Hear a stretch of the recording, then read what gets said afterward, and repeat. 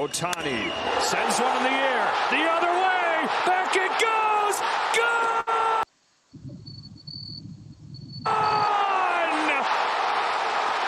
One-of-a-kind player.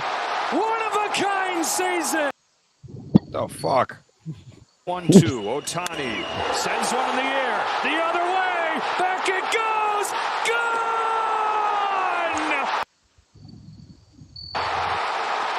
One-of-a-kind player. One-of-a-kind season. Shohei Ohtani starts the 50-50 club.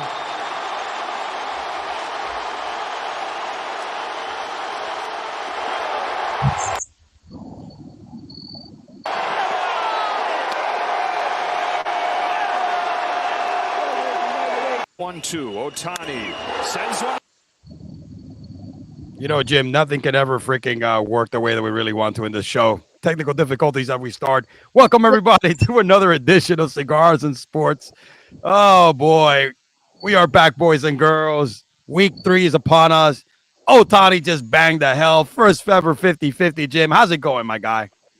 It's going. I mean, I'm burnt out from work like always, but listen, we're here. We grind this shit out. It's what we do. We got to give the people what we want. And before we even get into anything else, I'm giving everybody, all the sensitive ass people out there in the world, you will be offended later in this episode because, as you see on the ticker, you already know who the douchebag of the week is. I think the world knows who we're going to attack.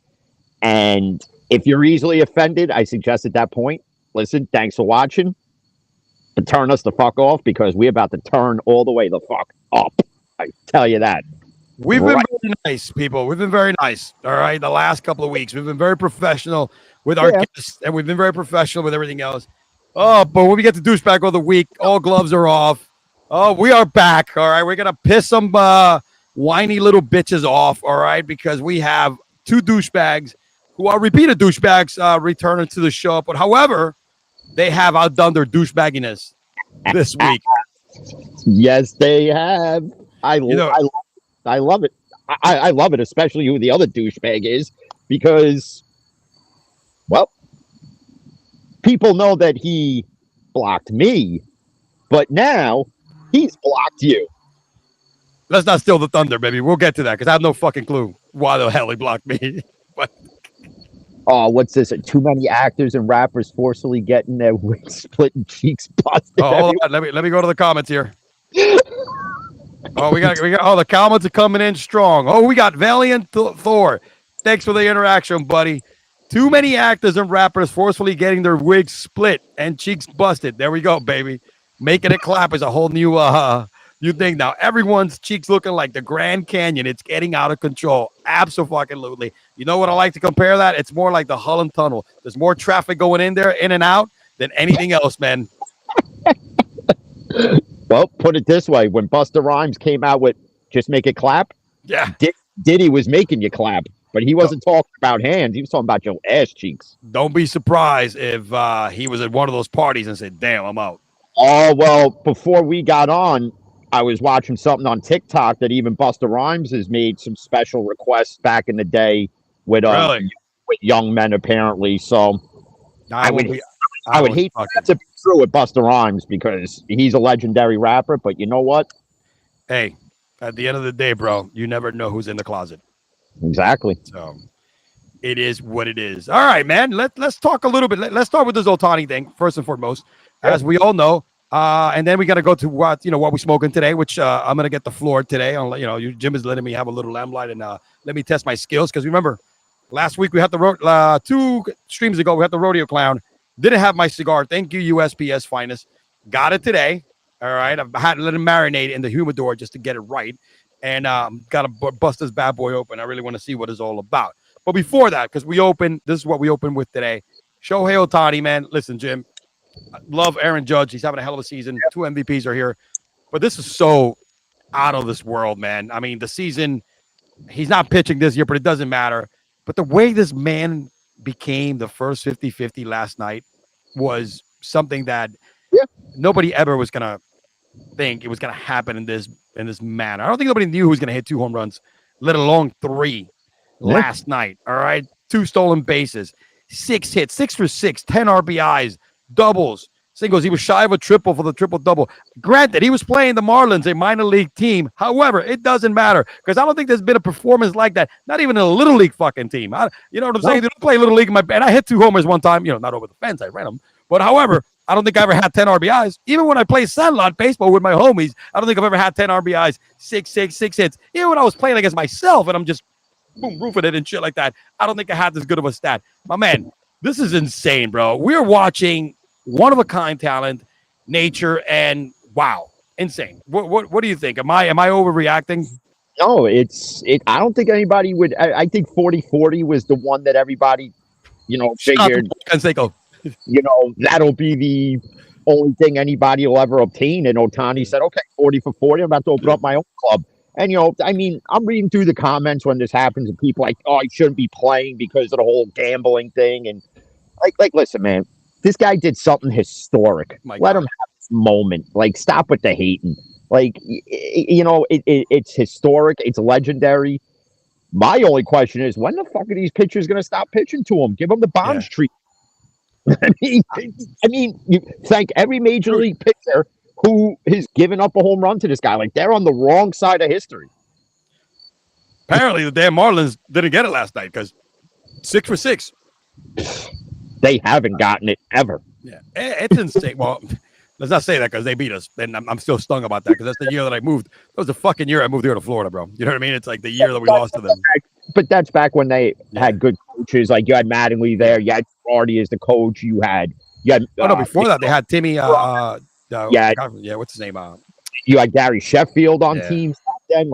You had good players. They had good players. Now looking at this Marlins team, it's like playing Guess Who. Dude, now it's funny because I live down here and they start the season with a bunch of young talent, and by midseason everybody's traded. They are the Miami version of the Pittsburgh Pirates. Dude, they are everybody's minor league team and developmental league team that develop players that end up being in other teams are really, really good. So it's they are so bad that if you took me, you, Garrett, Aaron from Brutally Honest, Brent from 1420 Sports, who else? If you took Cricket. Yeah, Cricket. My boy Chris and Eric from Patriot Sports Radio. They'll if we all formed a baseball team, we could fucking beat the Marlins. And I would put up tiny numbers because for 42, I still got the bat speed. Dude, and it's such a shame, right? Because the stadium is fucking beautiful, dude. I've been there. Nice dome, air conditioning. The food is awesome, dude. It has the Miami vibe. Women. I mean, it's not a lot of people in the stadium, but there's a lot of women that go watch it. And they're not because of baseball. It has the Miami culture, bro. Everybody is everybody's fucking good looking, you know what I'm saying? Including the hoes, more than the guys. And it's no Diddy. All right. But I almost caught, bro. They're not going to one of the free calls, everybody, okay? But anyway, it's such a great atmosphere, but nobody watches it because the product is so horrible unless they make the playoffs. It's not a baseball town, unfortunately, but it's a shame. It's a shame. But Ohtani is just built different. We and I have spoken about it. And the only time you ever see people at a Marlins game or even a Rays game is when the Yankees or the Mets are. Yes, Boston. When Boston comes in, Philadelphia, everybody else. So there's a lot of East Coast, Northeast population that live down all throughout Florida, not just South Florida. And, you were 4, 3, 5 hours away from a drive. They make it a weekend, bro. You know what I mean? There's a lot more people come down here when they go watch a football game or a baseball game. They just don't drive up and back. They make it a whole weekend because there's so much shit to do. You know what I mean, dude? And so it's that's usually the way it is. But, man, Ohtani is just completely different, man. This guy, and you know what's great? They made the playoffs. First time this dude is ever going to be in the postseason. And I am very interested in to see how Ohtani is going to fare and what kind of numbers you think this guy's going to put, man. I mean, I know the postseason is different, but listen, I don't think this guy's going to show me anything different that's going to, I guess, oppose something different of not but the same production he's done in the regular season. I think it's going to carry over to the postseason. He's just that good. I don't think it'll be as explosive because in the playoffs, pitching gets tighter. The whole planning who to pitch around gets tighter. I mean, is he still going to do damage in the playoffs? Absolutely, but I don't think it's going to be at this level that he's doing now. Yeah, I don't think it's going to. I was looking at like when he was being scouted, and one of the scouting reports was like, friggin' they said he'll never hit for power. He'll just be a contact hitter. Yep. Look now, 50-50 club. That's it's gonna be difficult to happen. A whole lot of Peter gazing going on in the entertainment industry. That's true. That's been going on since friggin' the beginning of time. Yep, that's true. It's fucking it's industry, man, and the entertainment industry is not just music, but also movies, actor, Hollywood, and also these damn players, athletes. All right, just take a look at Caleb Williams. I won't be surprised if his name pops up. And we're gonna hit Diddy real hard later. No homo intended. LeBron's gonna be on there. Absolutely. LeBron's a freak off. LeBron better fucking get himself better have some destruction. Maybe LeBron needs to like send some of those explosive pagers. All right, to like to whoever has the proof. You know what I'm saying? So they can fucking blow up the what you call is the evidence. I'm gonna tell you something right now. Like, I know we're gonna discuss it later, but I'm gonna say it right now. If this man survives being in jail a week, everybody is going down. Dude, no Diddy. We will discuss it, but I have my conspiracy theory. I don't have a hat on today like most days. You want to show everybody got the fade. You know what I'm saying? The whole fucking what was the name of that? My boy, American History X cut. You know what I'm saying? And, minus the racism. You know what I'm saying? It's just, Edward Norton. I was thinking higher learning. Yeah. Oh, it could be higher learning from Rappaport. What a fucking. He's such a bad actor, though, man. Rappaport's a bad actor, bro. It's horrible. He's always been a bad actor. Yeah, but that's why they get shit roles. Yeah. But shout out to Ohtani, man. We had to bring him up in the show. I know we're in the middle of football season. We're doing a little bit more baseball because the Yankees also clinch, and we'll hit the Yankees a little bit later. But before that, Jim, let's get off of Ohtani for a minute. All right, we're not Diddy, so we're not going to stay on him. There's going to be a lot of punting today. We had Joe. I forgot what was the other guy's name. Right. Cigar Joe and Ray the last time. Great show. Check that out. Go check the channel. Great show. They are the officers of Cigars and Sport, and finally going to try their bad boy tonight, man. I am looking forward to it. I know you both guys, the way to describe the cigar, Jim. I know you had it and you're a fan. Let me give you my my take on this, and I should have lit it up already, but it is what it is, man. Yeah. But in the meantime, let's go ahead and do that. So I played golf that same weekend, that Monday, and I didn't get here on time anyway. But I was not gonna. You're right. I wasn't gonna not do this in a golf course because you're right. I probably would not enjoy it. No.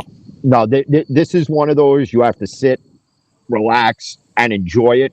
And the fact that it was rated a 93 is phenomenal.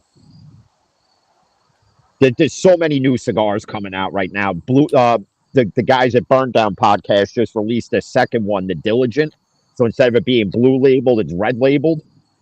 And that's another one I got to try. That'll be featured on here soon. Don't worry. I always got to try to get all the new cigars out. Like the first inhalant.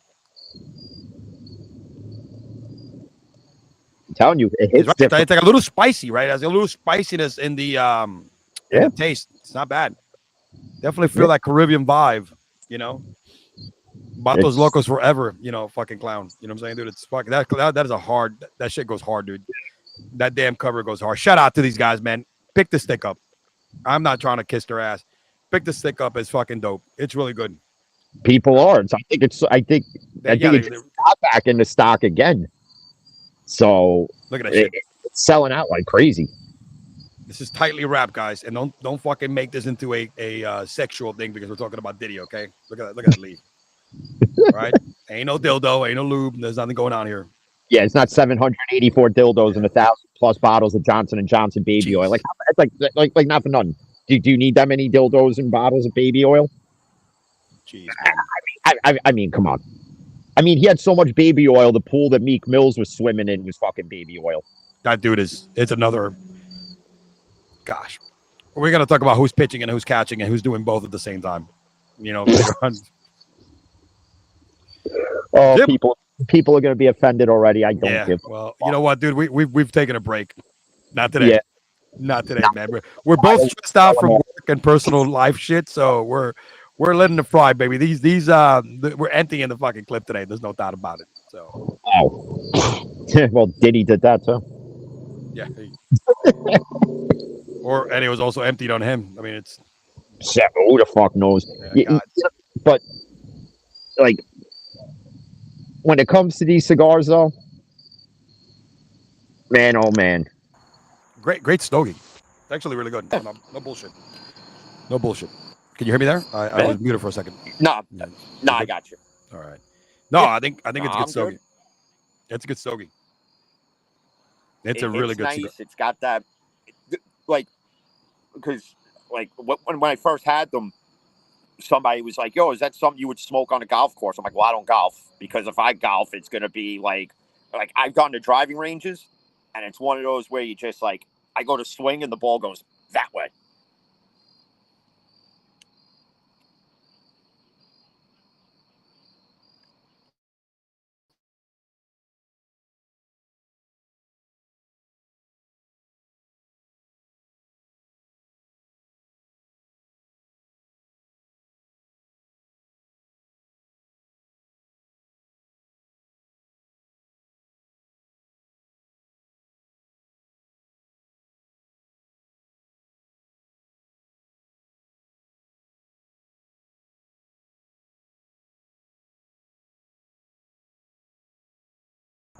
There you go, Jim. Can you hear me?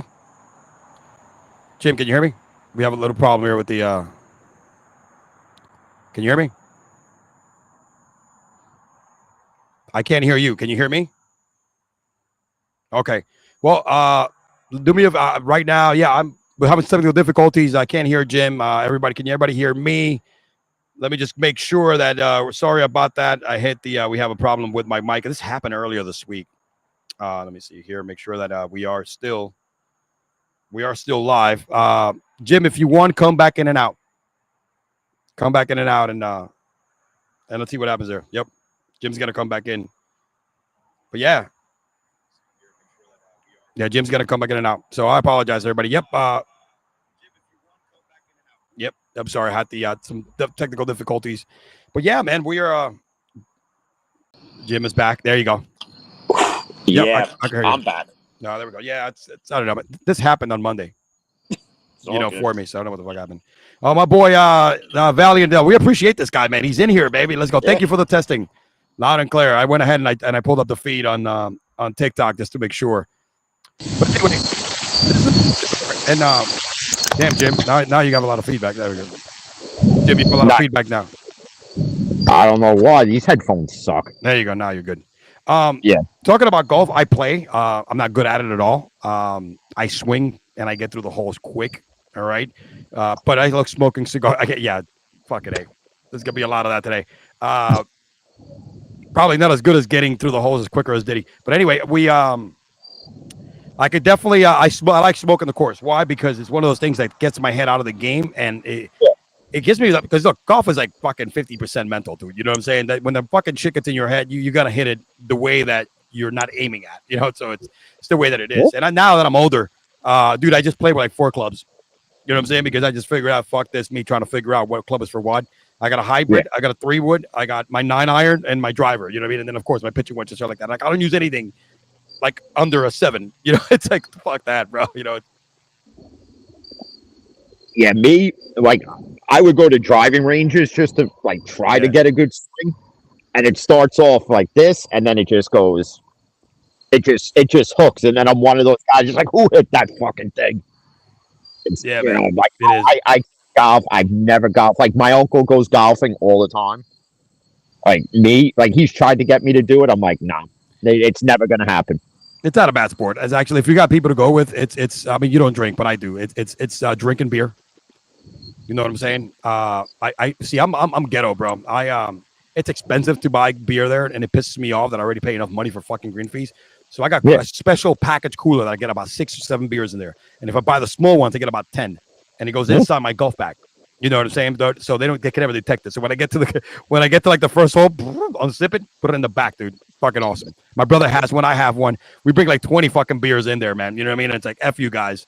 So it's like, man, it's that's how I get down. You could take Brooklyn, you could take me out of Brooklyn, you could take Brooklyn out of the kid, bro. A gated community is never going to change me. You know what I'm saying? Oh man. Check this out, dude. What do you think of the Yankees clinching, baby? We clinch the playoffs. We're probably going to clinch in the next couple of days the division because we're up. How many games are we up? We're up 5 the other day. I think we lost in Baltimore. So we're up 4 games right now in first place. I didn't look at it. Let me see what the standings are. Probably like 3.5 to 4 if I had to guess. Whatever the case may be. Seeing it. Let me look at. I'll pull up the standings real quick. Either way, there's like 6 games I think left, or 9, whatever the case. We're up 4 games. Yeah. So we just need to win like 3 or 4, and then Baltimore lose a few, whatever the case may be. It's us. We're gonna clinch. We're not gonna self-destruct. But it's nice that we're back in the playoffs, and I love the fact that we are playing in a really good baseball from our pitching standpoint. You know what I'm saying, dude? Cole is finally, on pace, right? He had to struggle, bro. The guy had a huge injury. It was horrible, right? Came back in. Rondon had his best career as from a winning standpoint. This is the most wins he's ever had. We know what Luis Hill did, right? Nestor Cortez. I mean, dude, Nestor's also had a nice little season. I mean, we could go into the playoffs with 4 deep, all right, and a stud, all right, and having Aaron Judge another MVP season, Juan Soto having the best year of his career, all right, which we're gonna pay for it, and I'm not talking about 1,000 lube bottles and shit, but it's gonna be a lot more money. But this is probably the best team that we've gone into the postseason in probably 10 years. Is that a fair statement, Jim? What do you think?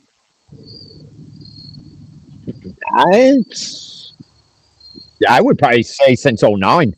Yeah. I said 10 years, but probably longer than that, you're right. Because 09 was one of those, like, it was, people still argue it to this day. To me, I think it was the most complete team they had, where the pitching was where it needed to be, bullpen was where it needed to be, they, and the hitting was where it needed to be, and they always managed to produce in certain situations. The only thing that really kind of scares me is if we got to go up against Houston again. Yeah. Because Houston, see, what people don't realize, Houston started off shitty this year. Yeah, absolutely, dude. We thought it was going to be the end. And all of a sudden, here you go. They turn it around, and they're going to win the AL Central they're in? Yep. No, the AL West. So they'll win the AL West if they haven't already. And that's just kind of one of those teams. They are going to win. They're 5 games up on Seattle. You know what I mean? Yeah. I mean, and Seattle was one of those teams that, a lot of people, like from things I seen at the beginning of the year, they were like projected to win the AL West. You thought Texas would have, been there, and they kind of, whatever. But I mean, at the same time, I just don't know. Seattle has our number, Jim. That's one thing that it's absolutely clear, and it's well precedented and is well documented, and is a team that we need to get over the hump. They're Michael Jordan's Pistons. Yeah, even though we are the team with the legacy, with the most championships, the ones that have to bow down to us. But in the last 15 years, we're their bitches, and we need to. This young team, or this team that's been around, Judge has now been in the league 5-6 years, whatever the case may be. What is it, like more than that? I forget, man. What, 15, 16? Yeah, exactly. So he's going on 9 years, and Judge has gone against them and has gotten his ass kicked. You know what I mean? Very different from when Jeter didn't have that problem, right? It was the other way around, So it's kind of it's a different type of legacy here. And you know what? It's gonna make that championship if we beat Houston to get to the World Series more special, Yeah. And then I'm telling you, it's not a cakewalk. I'm not worried about Baltimore. I'm not worried about anybody else. I'm more worried about Houston, because they have our number. They have our number. Trust me, those players have played us before. So. I mean, it's one of those, like, when it comes to who, obviously, Garrett Cole's going to be ace going into the playoffs, and they're going to put Rodon as 2, and then it's 3 and 4. Do you? I honestly think you ride with Luis Hill at 3. Yeah, you do. And then do you put Nestor, or do you put Marcus Stroman in the 4? And it's one of those. Honestly, I don't think Nestor's had that great of a year, to be honest. But I he's had think some huge games. But he's had some huge games though when we needed him to. He stopped a couple of bad streaks. A couple of shutouts.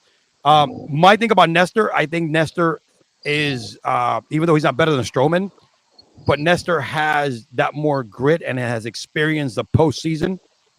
Remember the last time that we made it with Nestor when he had the good season? It's not like he's gonna go in there and be a stopper, but it's a guy that he'll give up 4 runs, but at least get you 6 innings in a game that could keep you close. That's the only reason why I nod over Nestor, not because he's also Cuban and he's from Hialeah. So, but you know what I'm saying? But no, seriously, that's why I go with the experience. But Stroman is the better pitcher, right? He has the better stuff, right? But I think Nestor is the better gamer, right? I think he's a gamer. When he comes, because he's been there before in that situation, and in the postseason with the Yankees. I would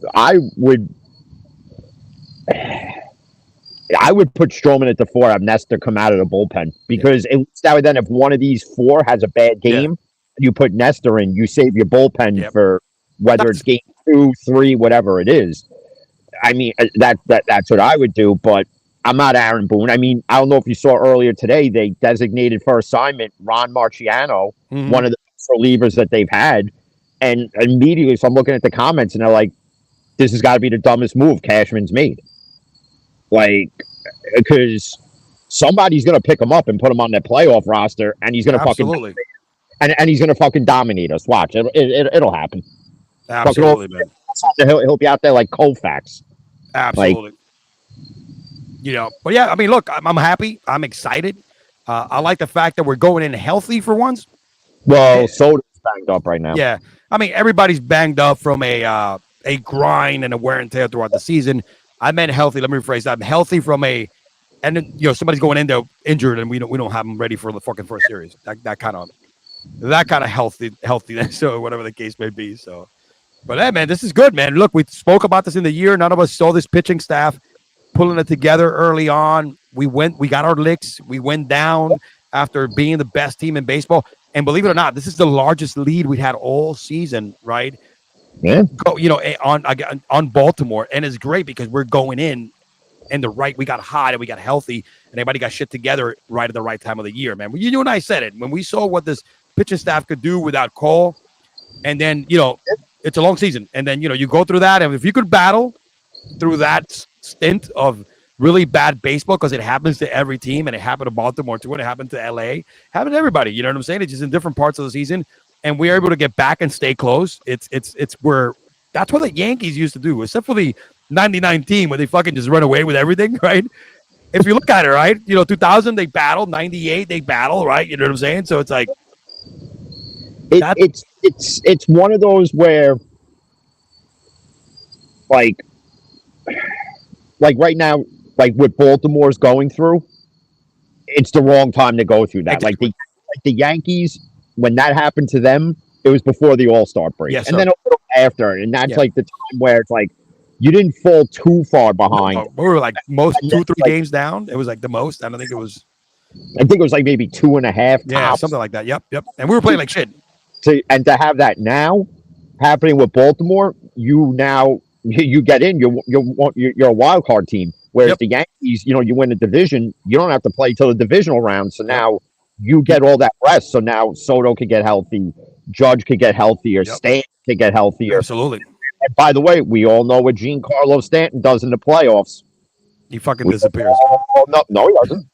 No, I forgot the last time he was in the playoffs, dude. Healthy. I mean, he's never healthy. Well, remember the pandemic year? Like every at bat, he was fucking crushing them. He had like 7 home runs in like 4 games or something like that. During the pandemic year. That's true. I forgot about that. I don't think that was the first year he was in the damn playoffs because it was after the trade from the Marlins. Yeah. That's so, right. How's Chaz's status going into the playoffs? Because that's going to be a huge piece as well. He's healthy-ish, I guess.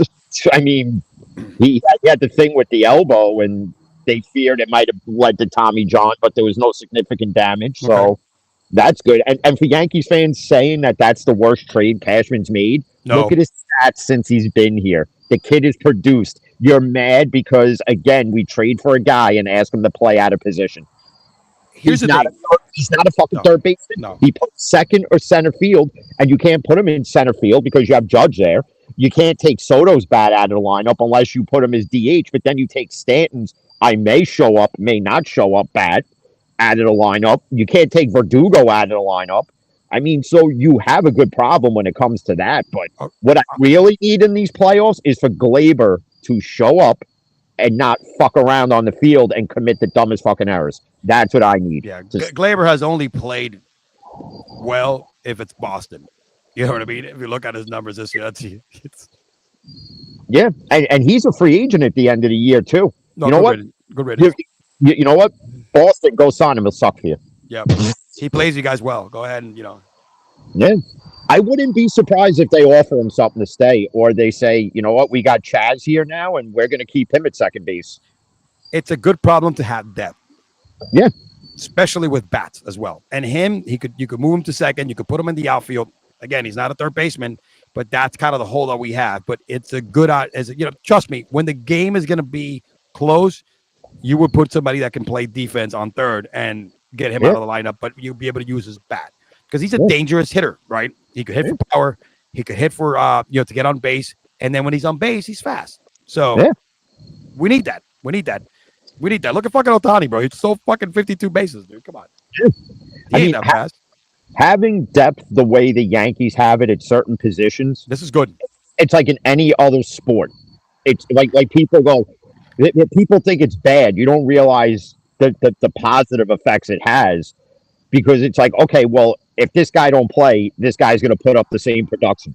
And it's like the same thing in football. Like, like any position. Like, look at the Niners right now. Christian McCaffrey's out. Jordan Mason. Yeah. He's not putting up McCaffrey-esque numbers, but he's putting up production for you. He's rushed for 100 yards both games and scored a touchdown in each game. So, what the fuck? You talk about the Niners now because last night I'm reading through the injury report. Now Kittle might not. Debo's out, so I told one of the other managers he does that like office pool betting thing. You pay $3.25. So he's like, all right, who would you pick? So I'm like, oh well, I took the Jets with the spread. I said take the Jets with the spread. The Niners, I take that. But then when it came out, I texted him last night at 9:30. I go, yo, if you didn't put in your picks yet for the rest of week 3, I said, don't take the Niners now. I said, injuries all over the place. Brock Purdy ain't saving you. No, and you could see that's a problem they're having, right? You know what I mean? It's I get it. That's a problem they're having. But I think the Niners, it's a long season, and they'll be all right. I think the Niners will be all right. I mean, you're in an NFC West that literally after the Niners, who's really a legitimate threat, maybe other than the Rams? Dude, the Rams now are so banged up. It's not even funny. Well, you don't have Puka. Puka is out for 6 weeks at least, and this guy, even though it's not on the IR, they're thinking 4 weeks for Cooper Kupp. That's it, man. That's your big day. You got Kyron Williams, but Kyron Williams also has a history of getting hurt, missing a few games and coming back. It's a bad situation, so that's why I'm not worried about the Niners. They could afford probably to go on a little slide right now, and a little skid. You know what I'm saying? But even with that, all right, Debo's out. They're still going to win this week, I think, though. Look at what Juwan Jennings does when one of them's out. Look at the numbers he's put up. Last year's sample size proves just that. Who do you think?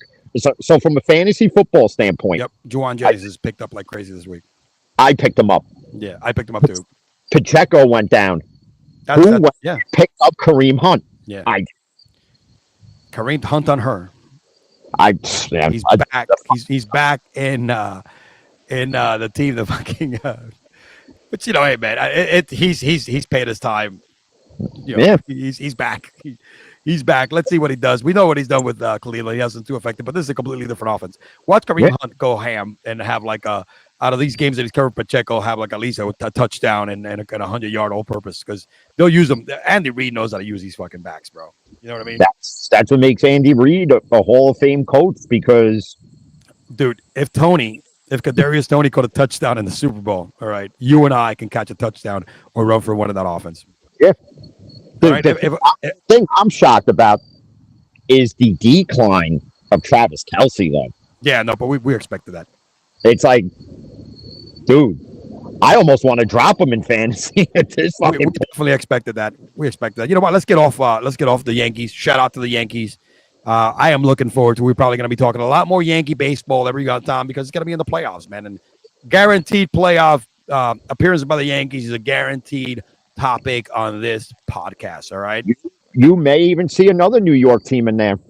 The Mets actually, yeah, they were leading the wild card not too long ago. So Yeah, so I mean, it would be nice to see 24 years later yeah, another Subway Series. I will. That's what the world wants to see, brother. It would be nice, but let's be honest. No, It not ain't gonna gonna, it ain't gonna happen. no, it's not. Unless somehow you catch the Mets catch lightning in a bottle and Alonso's unstoppable and Lindor and the pitching staff's lights out and you breeze through the wild card, the divisional round, the championship round. Be the only way the Mets are getting to a World Series. The odds of that happening is Go home and smoke some more crack. pretty much it. You know what I mean? It's like it's very difficult, but yeah,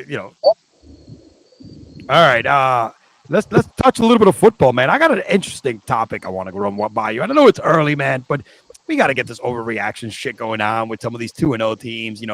Are they legit or are they fugazi? But we usually do this when it's like 0-2 when they're 4-0 and shit like that. But come on, let's get book. I saw this and I had to put this.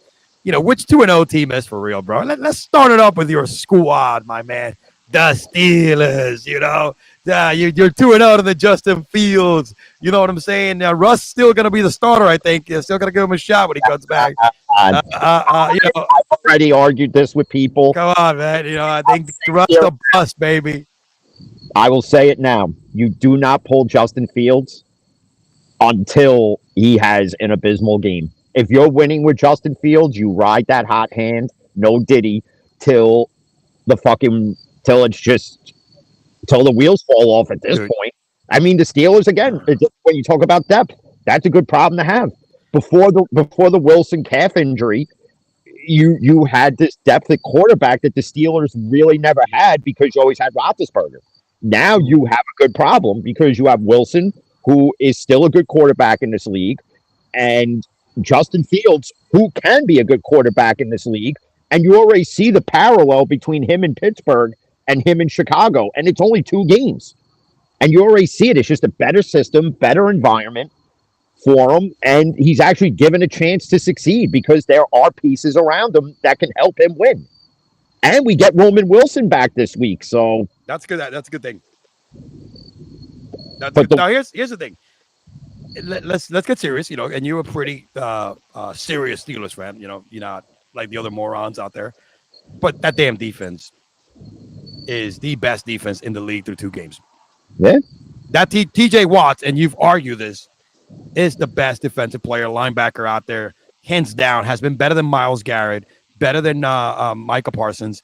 And again, I know the offense hasn't turned the ball over. He hasn't looked great either, all right? And there needs to be some continuity with the play calling. I think Fields is still a little gun shy, right? He's still seeing ghosts, but he should be able to get more comfortable. I think he should run the football more, take more risk. Because Pickens, again, you're getting to the point that Pickens is not getting the football as much as he should, and it's going to be one of those things that then you're going to start having the Antonio Brownness come out of Pickens. You know what I'm saying, dude? But the other problem is that when Pickens does get the ball, and you saw it in the Denver game, Fields had one of the nicest throws to Pickens on a catch on a ball that shouldn't have been caught. Yeah, was caught, and then what happens? It gets negated by another dumb penalty again. And the NFL's got a problem with these ticky-tack penalty calls. Like let's go to the Chief Bengal game. Yeah. We all knew when that flag came out and people that's not pass interference. I'm sitting there, I'm like, what the fuck are you people watching? That's pass interference when you get to the receiver early on a catchable pass I don't care if it's the Chiefs, the Bengals, hell they would have thrown it if the Panthers were playing. And it's Patrick Mahomes you're playing against, so he's a new Tom Brady. He's going to get calls regardless whether it goes his way or not. And that's because that's the unwritten rule in football. When you got the GOAT, the GOAT's going to get calls. Yeah. All right. We saw that to Tom Brady, and he is the new Tom Brady. Right. Yeah. In the NBA with Jordan. But fucking LeBron James gets all the fucking calls, but he overreacts. He gets hits because he freaking flop and pants and cries like a little bitch. Yeah. Well, some of his flopping might be from the excess baby oil from the freak off, but that's true. He's definitely. I'm telling you, man. When we get to that topic, we're gonna go ham on it. But yeah, there's gonna be a lot of downfall coming out from that, man. Who you guys play this week? The other 2-0 team, the Chargers. Okay. Well, the good thing is that Justin Herbert might be out, which is the second team on the list. Yeah. The second team on the list. Shout out to Jim Harbaugh, bro. He could coach his ass off. He got a good offensive lineman in Joe Alt there for a rookie. That kid is a beast. So that's the difference between a good coach, right, that you have in the Chargers versus a fucked up system and an organization that you have in Chicago. Why are you drafting a wide receiver instead of strengthening that line for your quarterback and get better, right? Because you've seen it, right? That's we said it. Caleb ain't it, and Caleb is going into a shitty situation. Look at the Panthers, right? Bryce Young being benched. Again, a lot of it is not his fault. He's running for his life. He's in the wrong system anyway, and I discuss this with detail in the Unscripted Sports Guys Dispatch Wednesday. But that's the thing, man. Harbaugh runs the football, got himself 2 solid running backs. Shout out to J.K. Dobbins. I like this kid because he has such the worst luck out of such a great talent. It has the worst luck of any player. Multiple season ending injuries, and he's the first Charger ever to have back-to-back rushing yards, and that's with them having Eckler for so many years, who was like the number 1 player in fantasy at one point because of his production. But yeah, man, it's one of those things that he's building the O-line, so establish a running game, which is going to help Herbert. Now, Herbert is not going to have 4,000 passing yards this year, but they're not going to need him to. That defense is gonna keep him in the games, and they're gonna keep it low scoring, just like they did in the first 2 weeks. And Herbert is that type of quarterback that can make every throw. So he's not going to be asked to do a lot and force things into the issue. That's the reason why they said, you know what, Keenan Allen, you're a nice piece to have, but you're not necessary in this, for Harbaugh to win. You know what I'm saying? Mike Williams, nice piece to have, even though you're always hurt, but you're not a piece of this. They're going to run the tables with like Quentin Johnson, who was a bust draft-wise, but he's going to do good here. Lad McConkey, you know what I'm saying? Short guy who's scrappy, you know what I'm saying? They got to do this with Joshua Palmer. It's going to be wide receiver committee, who's going to be the hot guy for the week. But because of the defense, the running game, and the way that this offense is going to be ran and Herbert's going to be put out in less risk, it's going to be the reason why they're going to be in games. And that's what Harbaugh did in Michigan. That's what he's done everywhere he's gone. So it's like you saw it when he with the Niners, the same thing. Yes. When he went to Michigan, the same thing. It's basic football, dude. You know what I'm saying? It's the same. It's the same recipe. He doesn't change it. He doesn't alter it. He doesn't take one ingredient out for another ingredient. It's literally the same thing for his whole coaching career has been what he's doing now. And he's say what you want about Jim Harbaugh, but he knows how to build. Yes. He knows how to build a system, a team, a program from the ground up. All right. Again, say what you have to say about him. A lot of people don't like him, but when it comes to a coaching mind, dude, he's a fucking animal. He's one of the best out there, man. You know what I'm saying, dude? I mean, hey, his system is as solid as fucking Diddy's freak off system. Yeah. Loops and dildos, you know what I'm saying? It's oh my God. This is going to be an off the rails fucking night. Oh boy. But yeah, it's that game was going to be so low scoring. Like I'm picking the under on that game between the Chargers, especially if Herbert doesn't play. I think it was going to be under anyway because it's going to be one of those games that it's going to be a fucking boring game because it's going to be a lot of running the football. It could be a game that Justin Fields. I think again, Justin Fields needs to get the mental aspect out of there because he's still so damaged from running for his life. Being with the Bears, and once again, we both said it, right? Look at Caleb Williams. He's running for his freaking life out there. You know what I mean? It's like... Well, this is the other problem, and I discussed it. I've discussed it on the past few episodes of Fan in the Van, where you draft these kids, right? Whether it's 1, 2, 5, 10, whatever it is, and you expect them to be the superstar out of the gate. Yep. And take Bryce Young. There's people that know it's not his fault because when you drafted him, you brought in Adam fucking Thielen. Okay, Adam Thielen's a nice older veteran wide receiver piece. And he had a hell of a year last year. This year, you traded for Deontay Johnson. Okay, again, another decent piece. You drafted Xavier Leggett. Mm-hmm. Okay, that's great. What did you do to protect Bryce Young? Nothing. Nothing. Because Just like the Bears. David Tepper is a fucking idiot. He'd rather sit there and argue with Jaguars fans and throw drinks out at them than build this team correctly. And I think, honestly, Bryce, from what I read the other day, Bryce Young's willing to be traded. Mm-hmm. So if he's willing to be traded, dude, again, it's not gonna take much to get him. No, I'm Miami, dude. I go ham on that shit.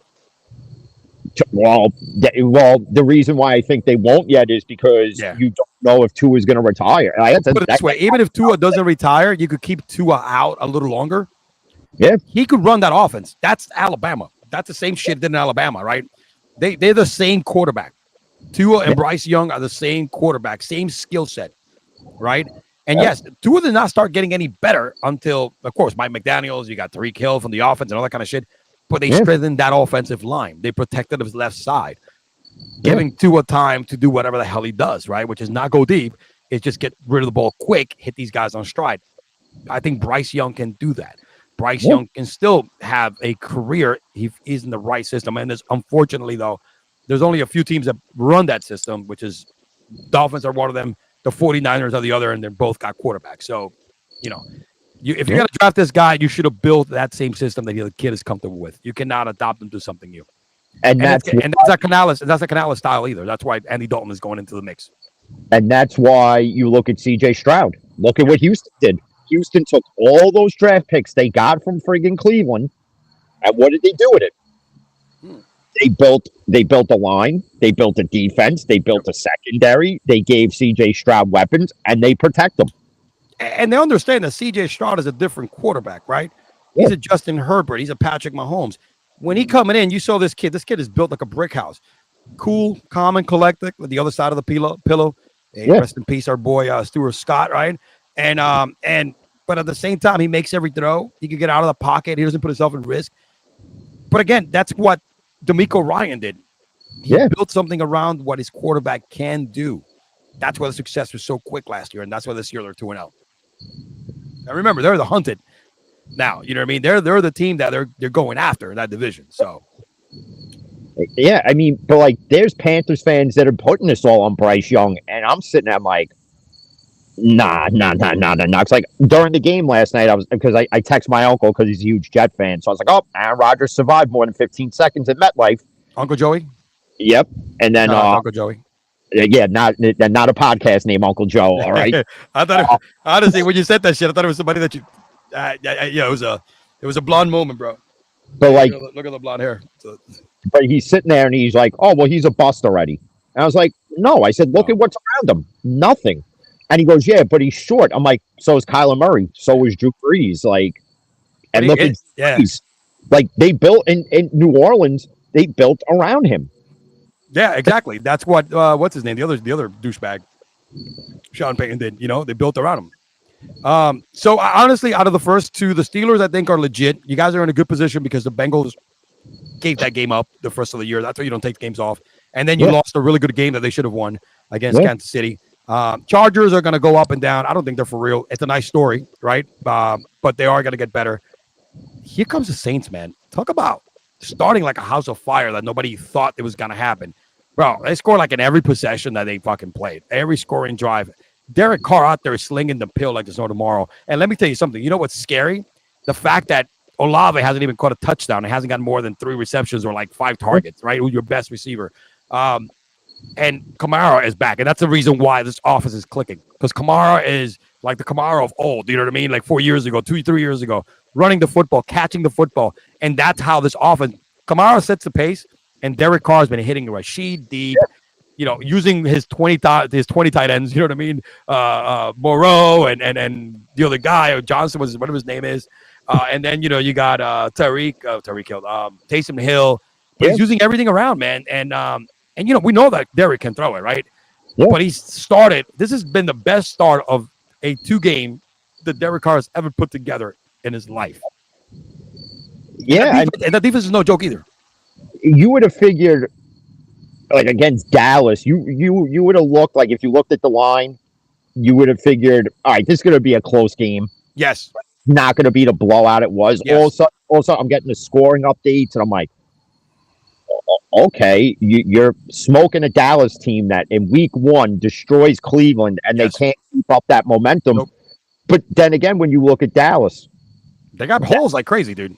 Dallas has got a similar issue to what the Steelers have when it comes to wide receiver. It's CeeDee Lamb, and then who? And Jefferson. Jefferson. Don't give me Brandon Cooks. That guy, he's injury ridden too. Mm. And Jake Ferguson is the other red zone target, and he got hurt game 1. Yep. So, the young guy had a good game last week, but again, you don't have a consistent number 2. You got 2 number 3s and 2 number 4s with Cook and Jalen Tolbert. Yeah, and then if you're telling me if you're a Cowboys fan, you're going to win with Zeke in the backfield, no, you're not. Again, it's horrible. That running game is like fucking non-existent, dude. Horrible. So last week, oh my gosh, it was like you got Rico Dwaddle, whatever his name is. You have Deuce Vaughn. Like, I would use them. I would do like what the Giants did with Jacobs, Bradshaw, and what was it? Ward was the third guy, or whatever. I would do that but do it in reverse. Let the speed guys wear down the offensive line, and then you bring Zeke in for like a third and manageable. Let him run for like 20, 30 yards if he can even do that, because feed Zeke, motherfucker can't even get through the fucking tackle pads. He's fucking eating too much, bro. It's not eating. Not eating touchdowns. Here's the thing: Donald should be your number 1 back, right? And then you should be putting Deuce Vaughn in there with some fucking plays that he could actually, because he could catch a football. He's speedy. Yeah. Yep. It is. Now the Saints. Going back to the Saints, they looked really, really good the first 2 games of the season. All right. I would say right now they're the real deal. They are, and they're playing the Eagles this week. And the Eagles, we've seen that right now, as good as fantasy numbers Jalen has put up, Eagles Fugazi.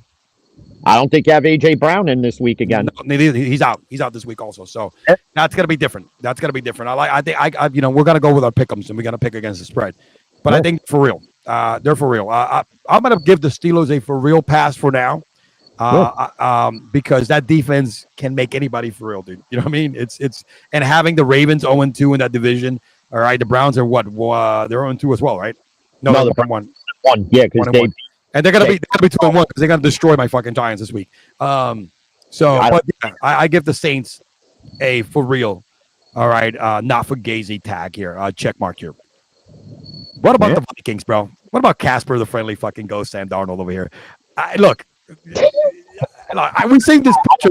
We've seen this picture before, right? Right. He's been 2-0 with the Panthers. Remember? And then McCaffrey got hurt. Everybody went downhill. Then Baker Mayfield became the starter. You know what I'm saying? So they're 2-0, and again, not every 2-0 team is in this list. These are the middle of the road 2-0 teams, and nobody expect them to be 2-0 at the beginning of the season. Sam Darnold, I've seen this picture before. Yes, you have Justin Jefferson.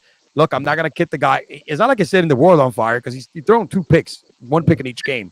But he does have weapons, and when you have Justin Jefferson is a receiver that makes quarterback, not the other way around when it comes to Darnold making wide receivers. So that's it. And they just have a lot of talent. And you look, Aaron Jones had a fumble, but we saw what he did in game 1 against the damn Giants. And let me tell you something. Ty Chandler is a better running back than freaking Aaron Jones in this stage because Aaron Jones is old and has wear and tear. So they have a good offense, and their defense is not fucking sleeper either. That's the reason why they went in there and slapped the 49ers in the mouth early on and kept them down. That defense is a big reason why. I just think with the Vikings, it's too early to tell. Yeah. Because you don't have Jordan Addison. Mm-hmm. And now Justin Jefferson's banged up, although I think he's playing this week, even with the quad injury. I think so, too. Playing. He's a gamer, bro. He doesn't like to take games off. I think you'll see when Addison comes back, let's see then if they're for real. I almost have to put them in that I can't make up my mind yet box. Like, I'm not sure. Like honestly, I could have looked like a Hall of Fame quarterback playing against your team. Yeah, they're fucking Fugazi, bro. In my book, I give them the Fugazi tag. They're let's put the anointment oil away because we've seen this movie before when it comes to Darnold. Yeah, and granted, they I don't think JJ McCarthy, whatever his name is, wasn't gonna start the season. Because it would have been stupid to put that kid out there. You know what I mean? He's now, so Exactly. Oh, I have no choice now. But Sam Darnold it's a veteran now that could probably he could have a Geno Smith, maybe a Baker Mayfield performance. Rebound. Baker is now legit. He's a legit quarterback in the NFL. You know what I'm saying? I mean, when you look at his numbers since he left the Browns are insane, right? Compared to the Predator, all right? AKA Massage Boy, AKA I was the one who came up with lube before Diddy. No, not really. I think Diddy's been lubing shit more than DeShaun Watson, but he's a fan. Yeah, man. So I put him in the Fugazi box for now. Right now, again, the Steelers and the Saints for me are the two legit for real out of this team who nobody expected to be 2-0. And then we have the Seahawks. Fugazi is balls for me. Good defense. But Kenneth Walker who's a great running back. If he's hurt, they got a nice backup who should be a starter at any other team in Zach Charbonnet.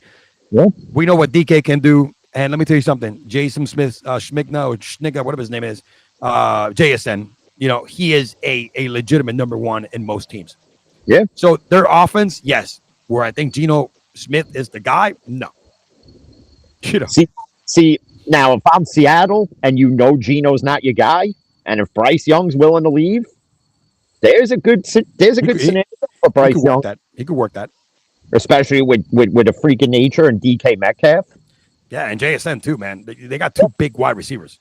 Two big guys that can go for 50-50 balls, man. Guys that can run routes well. They have a bright future there. Geno is not the guy though. That's gonna take it to the playoffs.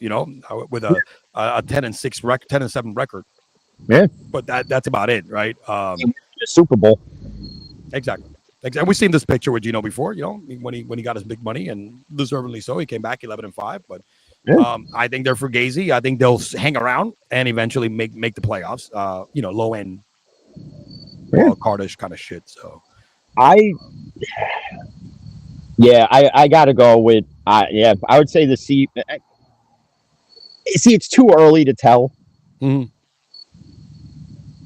But if I had to make a decision now, gun to the head, I would say that they are as fake as fucking Pam Anderson's titties ever were. That's right. So they are. I mean, the only thing they could do is prove us wrong. I mean, if Geno Smith goes on this tear and let's say week 8 they're 7-0, all right, maybe now we got to start taking it a little bit more seriously. But I mean, we're 2 games in. For me, with the Seahawks, it's tough. But JSN is the Tyler Lockett replacement. Yeah, absolutely. You can see it already. It's like, Tyler, thank you for your service, dude, but you're now the number 3 guy, but maybe the number 4 option in this team, because it's definitely running game, DK, JSN. That's the order that we're going to see things. Yeah. Not a bad thing to have. So before we leave this topic here, this segment, let's get back a little bit to your Steelers here.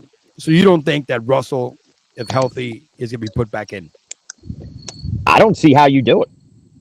I don't see it, because then you're messing with Justin Fields' progression and his confidence. Okay. Because people need to realize this. For all the reports you hear that everybody's read during the offseason with, they want to extend him another 2 years, give him $80 million.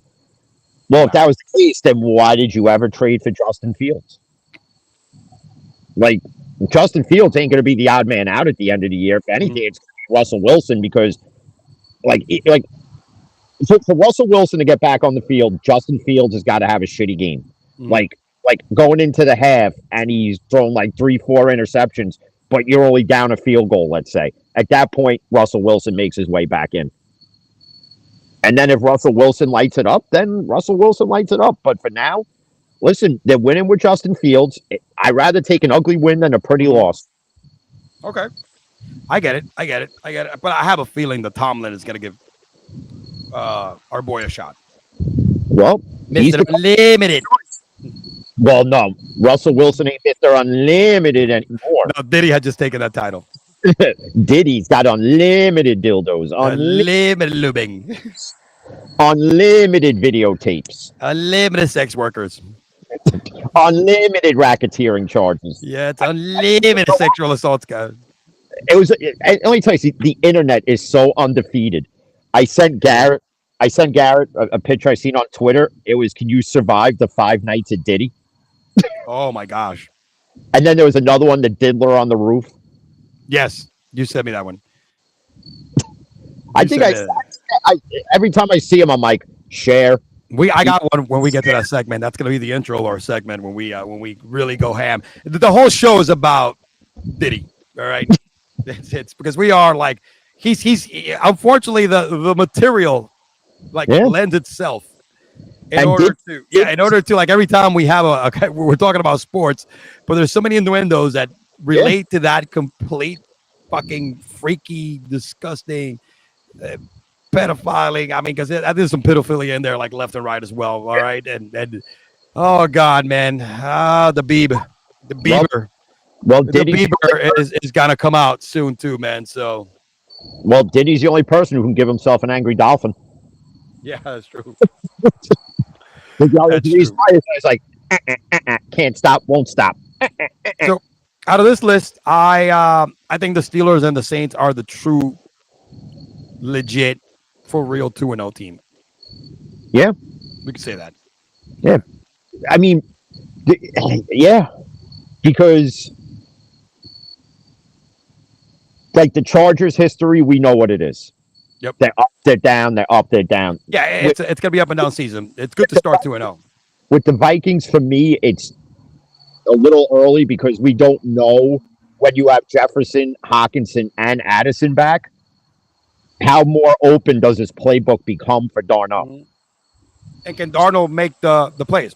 Yeah, we've seen this picture before. Yeah, we've seen it in Carolina. We've seen it in San Francisco. We've seen it in New Jersey.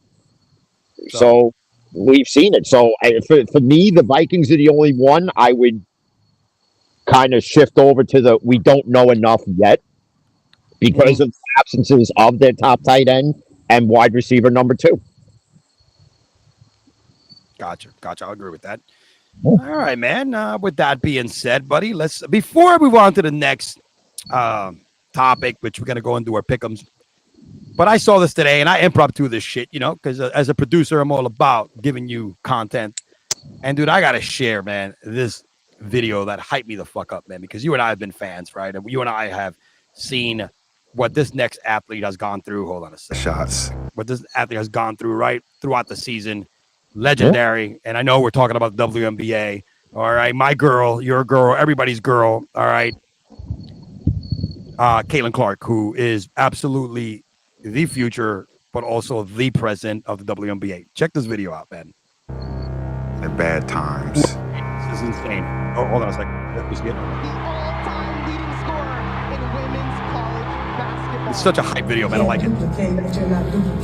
Caitlin should have broke that record in 4 years. The delusional fan base that follows her disrespected the WNBA players by saying she's going to go in that league and tear it apart. Reality is coming.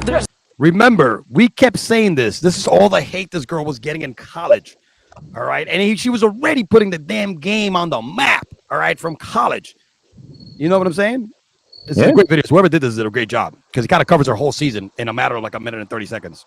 Levels to this thing. I am unwilling to say that she is great yet. I'll take that role. I'll take the bad guy role. She don't play no defense. This kid's on the wrong team. She overpasses. She's got the wrong skill set. This kid's in for a rude awakening. Fuck you, Gino. She's the most popular women's basketball player who's ever lived. They don't like her because of all the publicity she's gotten. I know you know, Caitlin. Yeah, Pizza Boy is a big advocate of her, man. And and this is one of the things I do agree with him. He said a lot of shit that made sense.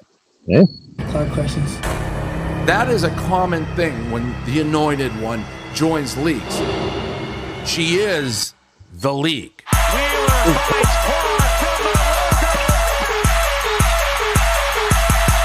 Let them know about it, Caitlin. The lane reverses it in.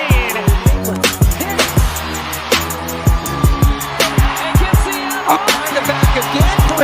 You look superhuman playing against 18-year-olds, but you're going to come with some grown women that have Yeah, and she schooled the hell out of you, your dykey ass. been playing professional basketball for a long time. I gotta be. In the models still the same. Like I won a championship.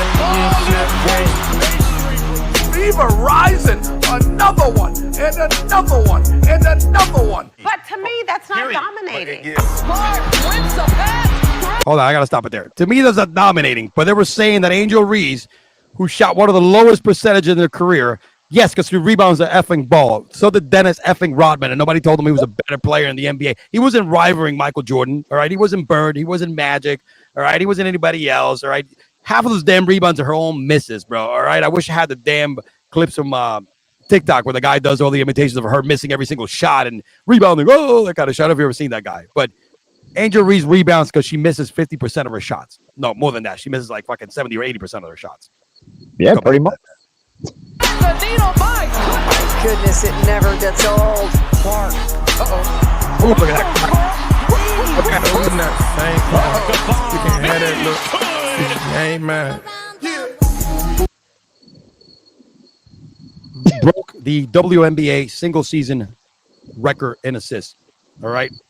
Single season assist record for a rookie and the WNBA record as a rookie. All right.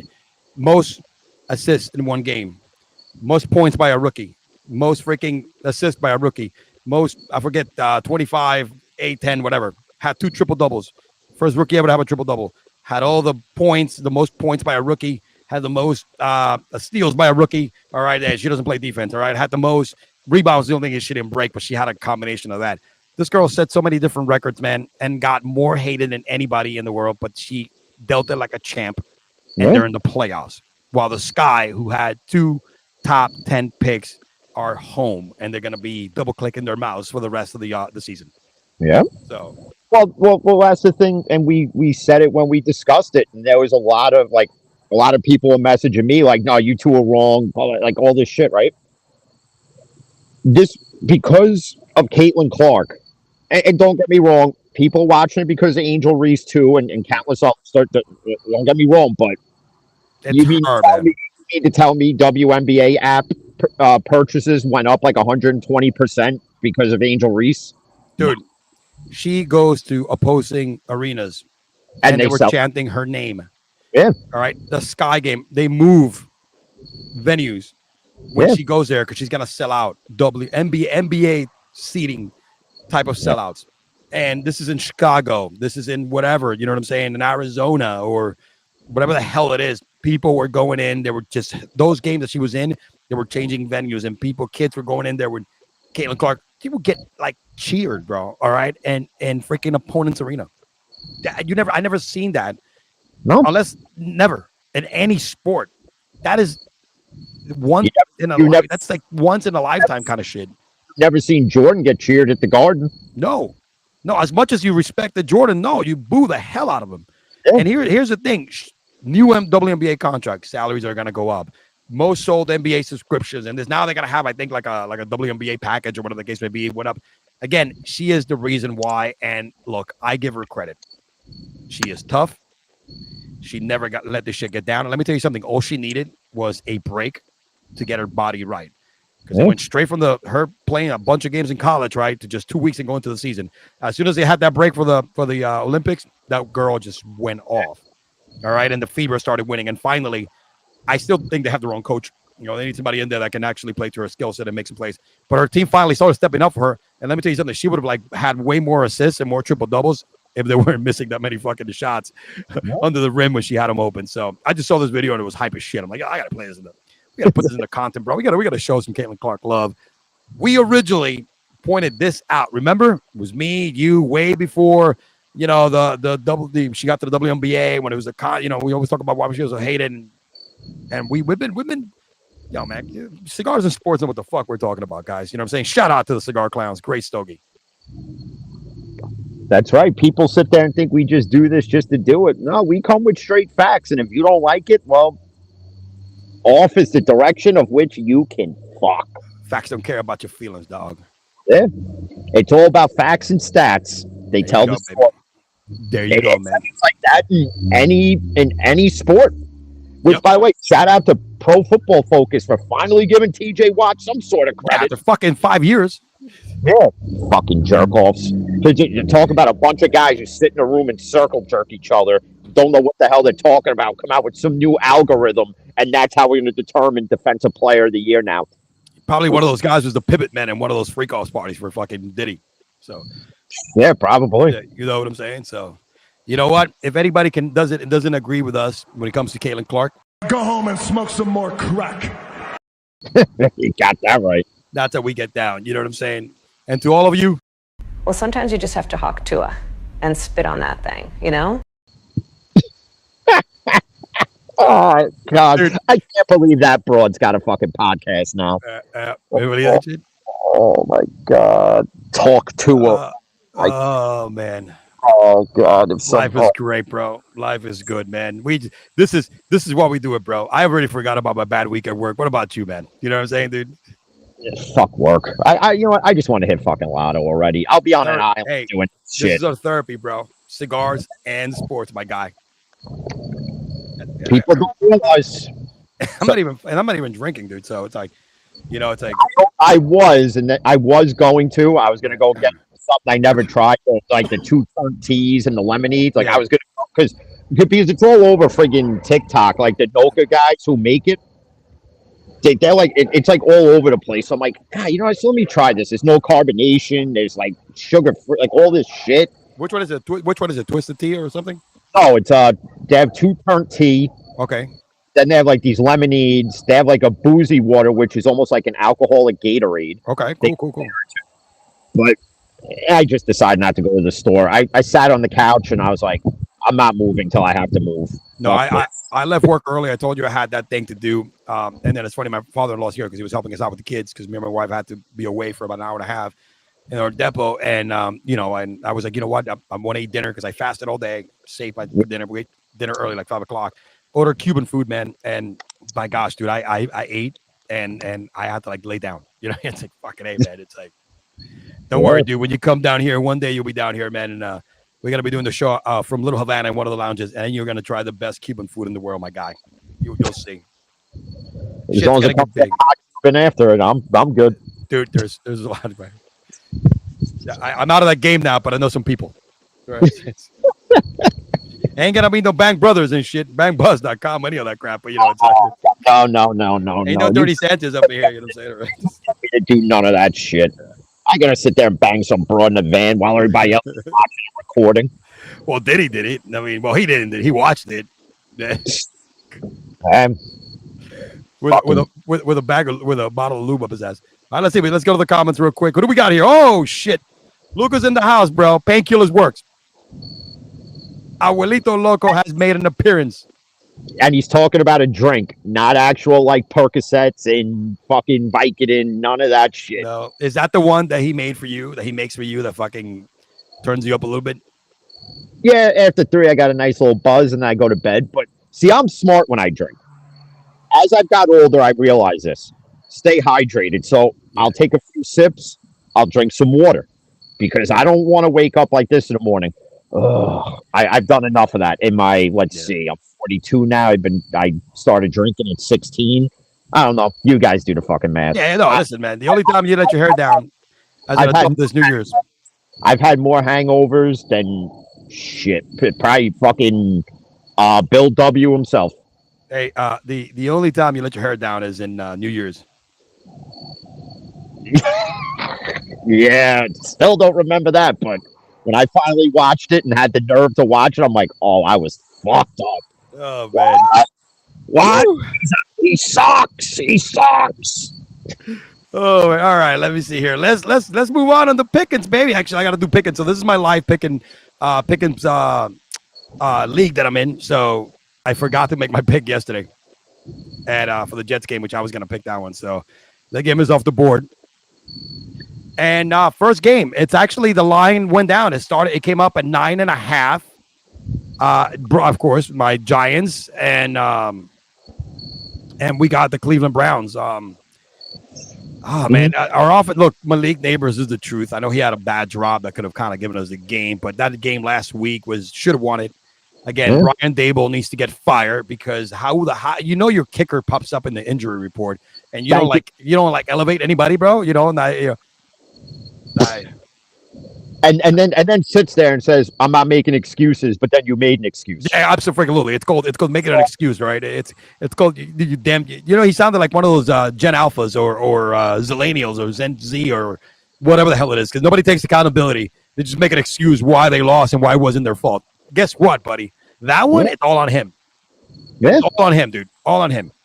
That's not preparing yourself for a game correctly. You're a freaking coach. You're an NFL coach, dude.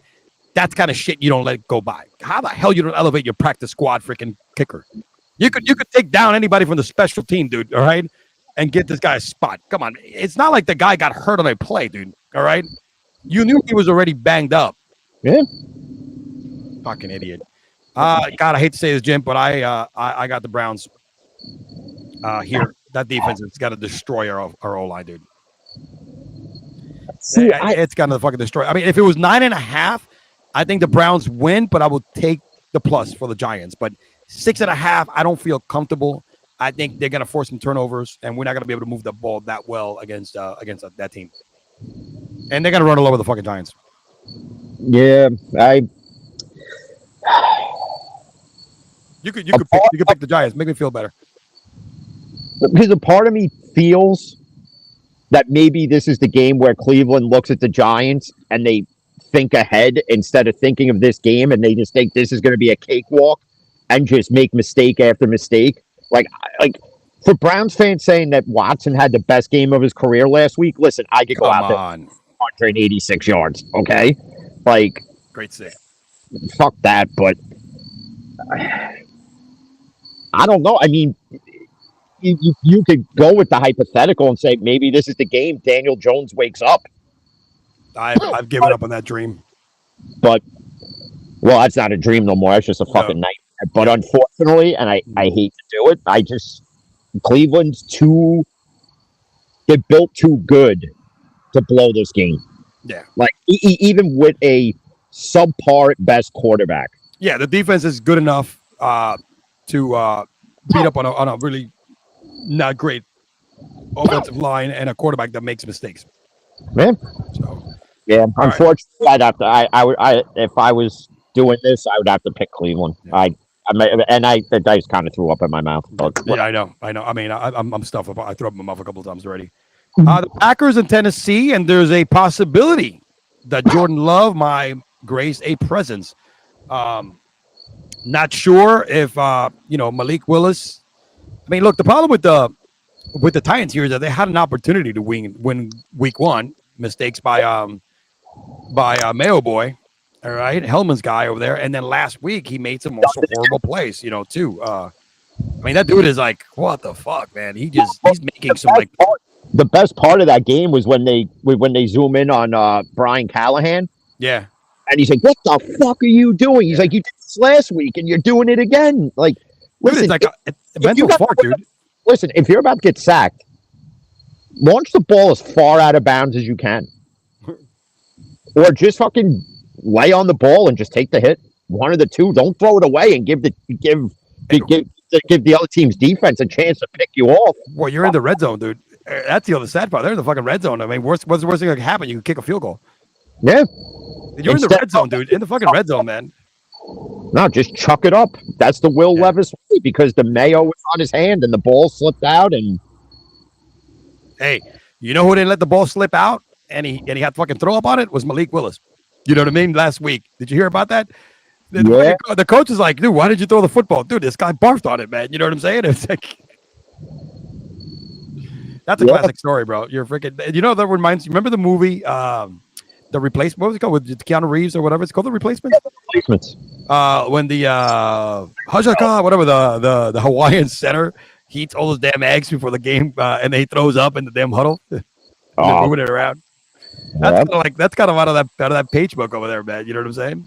Well, they went to LaFleur after it happened. They said, "Listen, you guys puking on the ball. What do you want me to do next time?" And he goes, "Take him out of the fucking game. Yeah, he's got to go to the sideline. I'll put in another center. Like, I don't give a shit." I mean,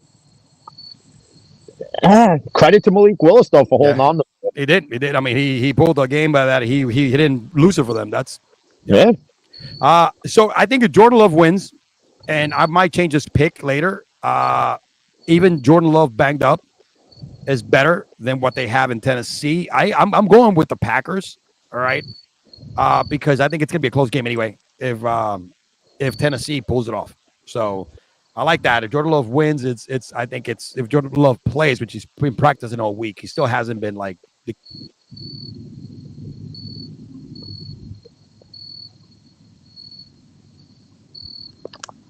I think you froze up there. You froze up a bit.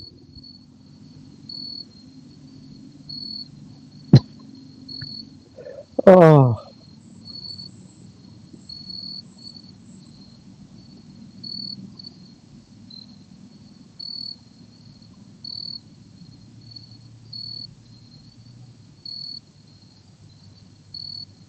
Yeah, he fucking froze up. It's always something on this show. Either my internet don't work or his fucks up. My God. But yeah, I'd pick Green Bay. Even if Jordan Love doesn't play, I'm going with Green Bay. I think Malik Willis could do enough to get through this game. I have no confidence in Will Levis. I mean, he's got good arm strength, but his decision making it's atrocious. It is really what it comes down to. Yeah, I really don't know what else to say about this game other than it'll probably be close from a defensive standpoint because Green Bay has a decent defense. Tennessee has a decent defense. I mean, they revamped a little bit with pieces they brought in, but other than that, I don't know. And now I guess I just sit here and wait till he comes back and people could admire my gray hairs and my friggin' beard because I'm getting old as fuck. Yes, I am.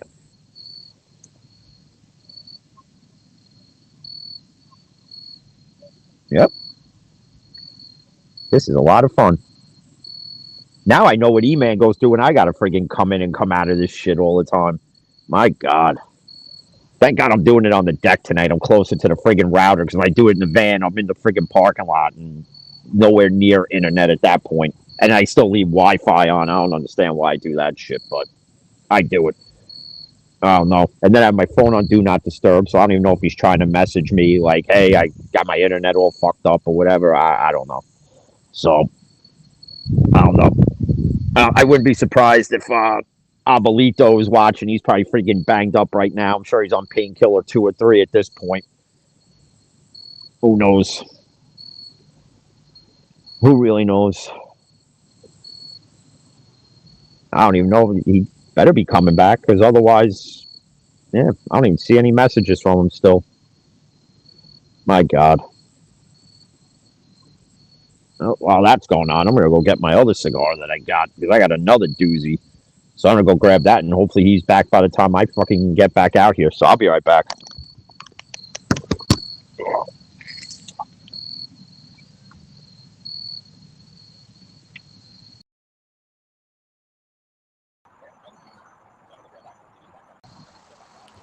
Hey, I'm back, buddy. All right, guys. Sorry about that. We had a little bit of malfunction here. They make sure that we have all our stuff here. Sorry about that. Jim, I am back. I know Jim looked like he stepped in somewhere. All right, so Jim kept it real. Let me just go ahead and switch the camera view here, guys. Sorry about that. Give me 1 second. Let me just turn on my light. I got to kind of redo everything here. There you go. Sorry about that, gentlemen. There we go. Jim, thank you, Jim, for keeping it afloat here, my man. I saw you from while I was restarting. I don't know what happened, man. My computer just completely took a dump. So we are definitely back here. Hold on a second. Just let me restart everything. All right. So, yeah, we were talking about this. Jim should be back shortly. Let me go ahead and share my screen back again. Let me go ahead and hear it. He probably needed to take a leak.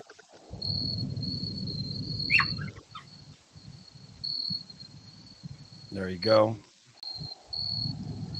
We are back. All right, Jim, whenever you're ready, you could go join in anytime.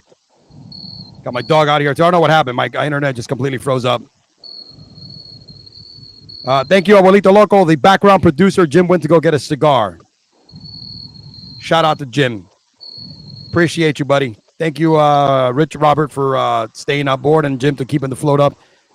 So, yeah, I'm going to go with the Green Bay Packers. Again, I apologize for the technical difficulties, but we are back. All right. Where were we? Yes, the Packers. I would definitely take the Packers on this one. There's Jim. The crickets are on fire. Hey, I appreciate you staying on, man. You know the rule already. When you see me come off, that means that we're still live. I went to go get another cigar, and I said, "Fuck it, I'm gonna pee." I've been holding it in. Yeah. And then of course they ordered food. They didn't get me nothing. No, good job, good job. Thanks for keeping it up. So we're both in agreement. I think the Packers, right? I say the Packers, whether Love plays or not. Okay. Perfect. Because I think Malik Willis can do enough now that he's actually been given an opportunity to do so. I think he could do enough with what they got to keep them in the game and not get blown out. Because honestly, Will Levis, he's got good arm strength, but he's a moron, dude. Makes some bad decisions out there. It's like watching Tim Tebow with a better arm. Yeah. Well, at least Tebow will use his legs to kind of get out of trouble because he couldn't throw the ball away. Right. And you saw that one year with Denver. He probably was going to be the start of the year after that if it wasn't for them getting Peyton Manning. You know what I mean? Yeah. But yeah. So yeah, let's go to the next pick. So here. All right, we got the Bears and the Colts.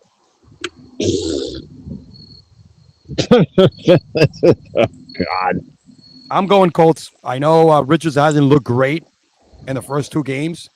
They play the Texans close the first game, but then last week he looked horrible, threw some picks, and here's the problem: they're not running him enough. That's his strength. That's how his passing game develops, and they need to throw him. But I know they're scared; they're afraid he's going to get injured again. You can't play with you. No. You can't put him out there and then have that fear. It's either you put him out there and let him go at 100. Yeah. Or put him out there at all and just let Joe Flacco fucking play then at that point. Exactly. And you just got to let him do his thing, man. Run this guy.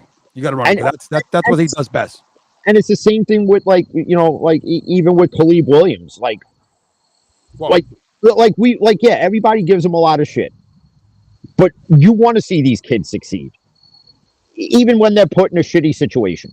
Like Khalid Williams isn't put in the best situation either. I mean, because offensively, you get DeAndre Swift. Mm-hmm. You drafted Odunze.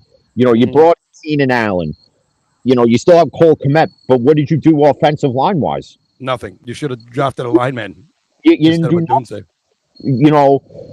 You could have traded up and got Joe Alt. Absolutely, they could have. But you didn't do that. So, I mean. That's a player that makes a difference. Look at him with the Chargers. Yeah, he's a big reason why. That's gonna be a nice matchup, by the way. Alt against TJ. Well, TJ makes anyone his bitch. Yeah, so this is gonna be nice. It's gonna be nice. I think that's everybody's. I don't think you've ever seen and it's been a long time. So the game feature is gonna be a lineman against an offensive lineman, dude. That's gonna be what everybody's kind of looking at. This one, dude. Look, I am until the Bears don't prove me wrong. I'm going with the Colts here. That's my take. Yeah, I'd have to lean that way too. Yeah. I mean, I think they should come in running the football more, and so is and more aggressive with Richardson. Yeah, right? Because Pittman hasn't been found all day, but we know that Richardson can throw it deep. Look at Pierce. Adam Pierce had a great couple games. You know what I mean? Which is a nice surprise. So I'm going with the Colts here because that whole Bears offense is a mess, dude. It's a freaking mess. So I wonder what Bears fans really think. Like, is it the coordinator? Is it the coach? Is it a collective? Like, it's a collection of everything, dude. Because again, it's another thing where you have a rookie quarterback who doesn't have the experience and needs to get used to the speed of the game, and you're not giving him any opportunity to let his playmakers, make plays. You in essence just have the same problem, and you just changed the name of the quarterback. That's all you literally did. Yeah. So, well, again, that's why getting rid of Fields is such a bad idea. Let him play this year. You know what I mean? Let him, because remember, he will be playing this year, but also auditioning for free agency next year. So, wrong move. Got the Colts on this one because the Bears have not convinced me at all. Nope. This far. Nope, they have not. The Texans and the Minnesota Vikings, and this is probably a huge test. And I just seen too much with the Texans already. Even with Mixon, I think might play this week. I don't think he's on. Yeah, no, he's out. Is he out? No, he's out. I think he's out. Cam Akers is starting. Okay. Cam Akers isn't a bad option to start this week, especially in that offense. Yeah. You know what I mean? So Akers, and I don't think Damian Pierce has been seen either. So that might be a little bit of a. That's why the spread is so low, because of the running game here. It's a little suspect for Houston this week. But you got C.J. Stroud, dude, and you have a carousel of really good wide receivers that make plays, and he knows how to hit these guys and let the game play. You have, he has so many weapons, and he's not a guy that. Big difference. You got a guy with a lot of weapons and a quarterback that knows how to use every weapon, and you got Sam Darnold, who has done well in the first couple of ways, but let's see what happens when a defense like this starts putting pressure on him, because that defense is not a slot either. What ghost he's ever seen. I think Casper is back. He's gonna be back this week. Casper, Slimer, the Stay Puft Marshmallow Man. You may see the Ghostbusters out there to try to stop this shit. Yep. So I am gonna take the spread. Definitely take Houston on here. I don't respect the Vikings at all. Nope. The Saints and the Philadelphia Eagles, I think nice little other test for the New Orleans Saints. Eagles, even though they're 1-1, haven't looked great. All right, they haven't looked great at all. Last week, Captain Kirk fucking made them their bitch in that last drive. Yeah. That's another bad coaching decision. What was 3rd and 3? You're throwing the ball, run it. Yeah, run it. You got Saquon Barkley, who has 90 yards rushing. Granted, Saquon dropped a fucking gimme of a pass that would have gotten the first down. So, but the thing I like with Barkley that a lot of players don't do is he took accountability, unlike Shedeur Sanders, where he throws his whole fucking offensive line under the freaking bus, which, by the way, ain't such a good move, because in practice they're gonna fucking make you pay. Yeah. Let me let my dog in. Let me know, who do you got here? Oh, this one's fucking. Who?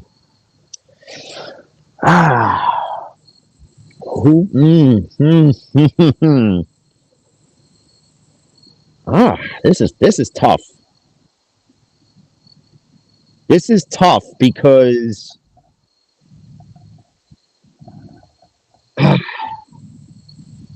I'm gonna go with New Orleans. I'm gonna take the Saints on this one. Okay, I agree with you. I've seen enough. A part of me wants to take Philly. Me too, but that game to the Falcons after the Falcons just lost to Pittsburgh. You should have made the Falcons your bitch, even with Cousins under center for Atlanta, and with Drake London and Bijan Robinson, and you couldn't beat them. And here's the thing: they're gonna do the same thing the Saints did. They're gonna run Kamara. Just like they did Bijan, even though Bijan didn't score, he wore that offensive line down, the defensive line down, and then you're gonna have the Saints got better weapons. All right, they could go deep with Rashid. They got the switchblade and Taysom Hill. Olave is due for a game, and it's not like the secondary is gonna stop people either. So they got weapons, and I think Carr is hot. So I'm gonna take the team that has scored in every fucking possession, through 2 games until I'm proven wrong. So. I think I see them 3-0 this week. All right, Jim, I'm gonna pick this one for you. Here you go, bro. Oh, right. Well, especially if Herbert doesn't play. That's God's a given. Even if Herbert was playing, I'm still taking the Steelers. Because I'm not. I would too. I think the defense is gonna. They beat the Panthers and then they beat who else? The other team that they beat the Colts. Who did they beat game 1 in the first game of the season? I forget, but it was still a good win, but nothing crazy. No, but you beat the Panthers. We could beat the fucking Panthers. Exactly. Okay, now you're going up against a team that has a great defense. Mm-hmm. No, the best defense, then the best defensive player. And you have a listen right now. Quentin Johnson is about to be on Joey Porter Jr. Island. Well, here's the thing. Yeah, you guys you'll be able to stop those. They don't have a number 1 receiver. No, they have a bunch of 2s and 3s. And for anybody who ran their mouth about Joey Porter Jr., whoever your favorite wide receiver is, will get locked down until he doesn't get locked down. Yep. We had Revis Island. Now we got JPJ Island. And so far, Cortland Sutton's on there. Drake London's on there. Mm-hmm. Soon, Quentin Johnson will be on there. Yep, and LeConkey and Palmer and whoever the hell they throw in there. So, and not only that, you have Cody Trice, who I said when he got drafted, if he didn't get hurt his first year, listen, They just got too many weapons on defense for the Chargers to score on. Yep. No, this is a game that I'm not and at all even sweating it. And good job on the spread here, because this is probably one of the games I'm going to look at. Me betting itself actually on a game purposes. So, Tampa Bay Buccaneers and the Denver Broncos. That's an easy one. The way the Bucs are playing, Baker Mayfield is playing like the best football of his career since he came to the Bucs. And here's the thing, man, he is playing the right way, even when he's not playing at 100%. Like the last game, he's using his legs to get away and make plays when the passes haven't been there and the defenders have been locked down. But in a game that you shut down one of the best receivers in the game, Mike Evans, Chris Godwin has been playing great. Running game wise, they could do multiple things. Bucky Irvin is a good draft pick. Rashad White, again, is not as good as Pacheco, but again, another weapon. I forget who the other was. It Jalen, the other wide receiver. They have weapons. They have weapons, and the Broncos don't have any weapons. Bo Nix ain't it. We knew that. They just had no choice but to throw him in there. And it's just a team that Broncos team is a mess. The running game is horrible. You know what I mean? There's nothing they could do. And the reason why Baker is better now than he was in Cleveland is mainly because he's matured. Maturity level, absolutely. Like the reason why he was so hated coming into the league, he was cocky. Because he had that arrogance about him where it's like, oh yeah, we're going undefeated, we're winning the Super Bowl. First off, bro, you're playing for the Browns. They suck. Okay, like that was that. But right now, if you're a Browns fan, would you rather have Baker over DeShaun Watson? Absolutely, Baker. And you know they're regretting that like 1,000%. And it's the most Browns things you could ever do. If this was Family Feud, and that was one of the questions, and you polled 100 people, that would be the number one answer at 100 points. Because look at Deshaun Watson. Deshaun Watson in 3 years does not have the numbers Baker Mayfield put up in 3. I put that stat up, and the touchdown was astronomical. Baker has like 45, 6, like 14 interceptions, while Deshaun has like 19 touchdowns, like 11 interceptions. It's like a quarterback completion percentage of like 50, while Baker's in the 60s, and it's insane. I got into it with a Browns fan on friggin' Instagram. He messages me and he goes, Deshaun Watson's better than Baker Mayfield. I'm like, dude, no, he's not. And he's like, well, there's rust, the injuries. I'm like, no. We're going into year not 3. Anymore, man. That excuse don't fly no more. No, because and the fans know it too, Mel. That's the other thing. A lot of them are starting to come to realization that shit we fucked up. That hey, we had a good quarterback, dude. You let him go. Brown fans are realizing this right now. It was at this moment that he knew he fucked up. Yeah. You know what I mean? There's such a landmine that stepped into it, and everybody's regretting it. This is buyer's remorse. I'll tell you right now, with the new allegation out there, you know what Cleveland did? There was a clause in the contract that would have protected Deshaun Watson. They removed. They took it out. Yeah. So dude, now they can recoup the rest of the guaranteed money if they cut them loose. They're cutting their loss. They could cut their losses short. And honestly, dude, I my conspiracy theory hat on. Somebody in the Cleveland organization hired a PI or something to dig some shit out, man. Dig some shit out, put it out there. Let somebody get this woman to file something. Apparently, there's video proof because the woman involved is supposed to meet with the NFL. I think this coming week, and from what I'm reading, she's got video evidence of it. Oh shit! So Diddy, Watson, R. Kelly will soon probably be in the same cell together, arguing over the top bunk, and they'll all sleep head to toe.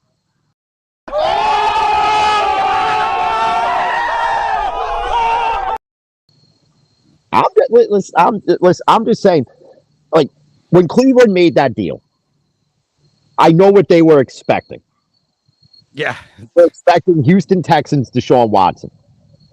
But when all the other shit came out, the injury, add it all up, listen, not to defend Watson here, but all that takes a toll on you mentally. Yeah. He was already hurt to begin with. Remember the last season with the Houston Texans, and we knew it was a bad injury, and then all this on top, you can't come back from that, bro. No, Karma's a bitch, dude. You're done. Take whatever money you've made, walk away from the game, Go live in some podunk town where nobody fucking knows you. Just live the rest of your fucking life. Yeah, bro. Go to Thailand, dude. Go to Thailand and, enjoy all the rum and tugs you want, dude. I mean, go ahead. It's a good life. It's a good life. You can live like a king over there without getting in trouble. Listen, they don't call it Bangkok for no reason. There we go, man. There we go. That's probably we're gonna see Diddy end up if he gets out of this whole shit. He ain't getting. No, those never seen the light of day again. The the Carolina Panthers and the Las Vegas Raiders. I don't care if it's Andy Dalton back there. The Raiders with Minshew Mania, it's gonna be a roller coaster ride. But I think Crosby is good enough. He showed it last week. Even the game that they lost in week 1, that they could battle and they could get to the quarterback. And I think the Raiders should win this hands down, regardless. I think it's going to be a more competitive game because, Andy Dalton last year when he came in, for the couple of games that, what's his name, got hurt, he can stand back there and let the ball loose, right, more than Bryce can because it's not his game, right? So I think it's kind of like a no-brainer. I think the Raiders can torch the Browns. We know what Devontae Adams still can play, right? Running game is a little suspect, but Brock Bowers is legit. That tight end is legit. So they got really 2 good, solid 1 and 2 punches that they could work with and and pull up some upsets like they did last week against the Ravens. So they could definitely. The Raiders had no business winning that game. No, But when you don't do enough, and you let the Raiders come back, you don't listen. I like if I was doing a survivor pool, I would have been out. I would have took the Ravens to win that game. Yeah, me too. Absolutely, man. Absolutely. But it's just one of those, and I tell people because everybody on Twitter, the Ravens are going 0-17. The Bengals are going 0-17. Now for nothing, Lamar Jackson is not going 0-17. Joey Cody Rhodes Burrow ain't going 0-17. Okay, but the one problem they have in Cincinnati, Jamar Chase. I don't know what's going on with him mentally. No. When your quarterback's got to come get you, yeah, there's something behind. Listen. I get he's upset about the whole contract thing. Here's the problem: you still have 2 years left on your rookie deal. Yep. Why are you sitting there threatening a sit-in, whatever the fuck? You only hurt your own value. And he took out himself a nice insurance policy for $50 million for the season. So that he's going to go out there. I don't think he's given 100%. No. So that's a problem. Man. It may be a good problem for T. Higgins. Yep, absolutely. They may turn around and say, listen, T. Higgins signed the tag. He's going out there giving 110%. So you know what? We'll pay him, Jamar. See you later. Goodbye. They could trade him for a couple of number 1 picks and get something out of it. So it's one of those things that the quarterback there is the value, not the wide receiver. Yeah. Yeah. So again, no argument there. All right. The Hawk Tualus Dolphins against Seattle. Look, I don't care how much Skylar Thompson knows the offense. And Snoop Huntley is not going to be able to learn this complicated offense in a matter of a week. No. See Seattle. I think Seattle is going to get the dub here. They're going to pressure the quarterback enough. They're going to run the football. All right. Zach Charbonnet is as good as Kenneth Walker or better.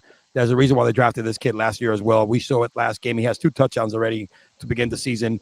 They're going to run the crap out of this football, and then they're going to hit their wide receivers when they need to with DK and JSN. I think they could win by a touchdown or 2 field goals. Very, very easy here. Dolphins going to be a long, long afternoon for the Fins this weekend without Tua. And you're playing in one of the loudest stadiums in the NFL in Seattle, too. Yep. And they haven't looked great either to start the season. All right. So, all right, let's see here. And Tyreek Hill, I'm sorry, man, but he was locked up last weekend as well. But unlike Diddy, they let him out. They let him out. Hey, man, fuck around, bro. Fuck around with the Cuban cops, man. Fuck around and find out. Yeah. Look at this right here, bro. Look at this. Look at this line, bro. Not even a whole point. I think this game is disgusting. Ravens and Dallas. When you ever thought you were going to say disgusting between Ravens and Dallas game because both teams haven't played great to start the season? No. Well, Dallas did in week 1. Week 2, you get destroyed. Ravens, you knew were going to lose to Kansas City. Yeah. And they competed. Like, they were in that game. They were a Same toe way- away. They were a toe away from tying their game. So Like even against the Raiders, they were very much in that game. But it's see, this one's hard because you don't know what Dallas team you're getting. yeah, Like, that's are true. you getting week 1 Dallas or are you getting week 2 Dallas? Ravens, you already know what you're getting. You're getting Yeah. a team going in there and they're gonna freaking punch you in the mouth. They're gonna kick you in the balls. They're gonna do what they need to do. And I think honestly, I would take Baltimore because Lamar is playing with Yeah. a chip. He's playing with a chip on his shoulder. He's like, we shouldn't have lost to Vegas, and we have to win. And not only that, when you look at the offensive room from Dallas to Baltimore, Baltimore's got the upside. Yeah, well, it's crazy to say that because they haven't looked great offensively either. You know what I mean? It's like Lamar doesn't look, and this is again, it's a testament of not playing in the preseason. Yeah. So I think by this week he might do a little better. But I don't think Dallas, man, the running game is so bad, and that's what usually makes their passing game better. All right, and that's been the formula for Dak when Zeke was relevant, and then even last year when Pollard wasn't great, he was still a better running back than what they have now than all three guys combined. You know, if you look at the numbers. Yeah, so I'm gonna go with the Ravens here because I think they are desperate and they got to get a dub. And with Dallas, dude, what you just said, you don't know what Dallas team you're gonna get. That's gonna be week to week.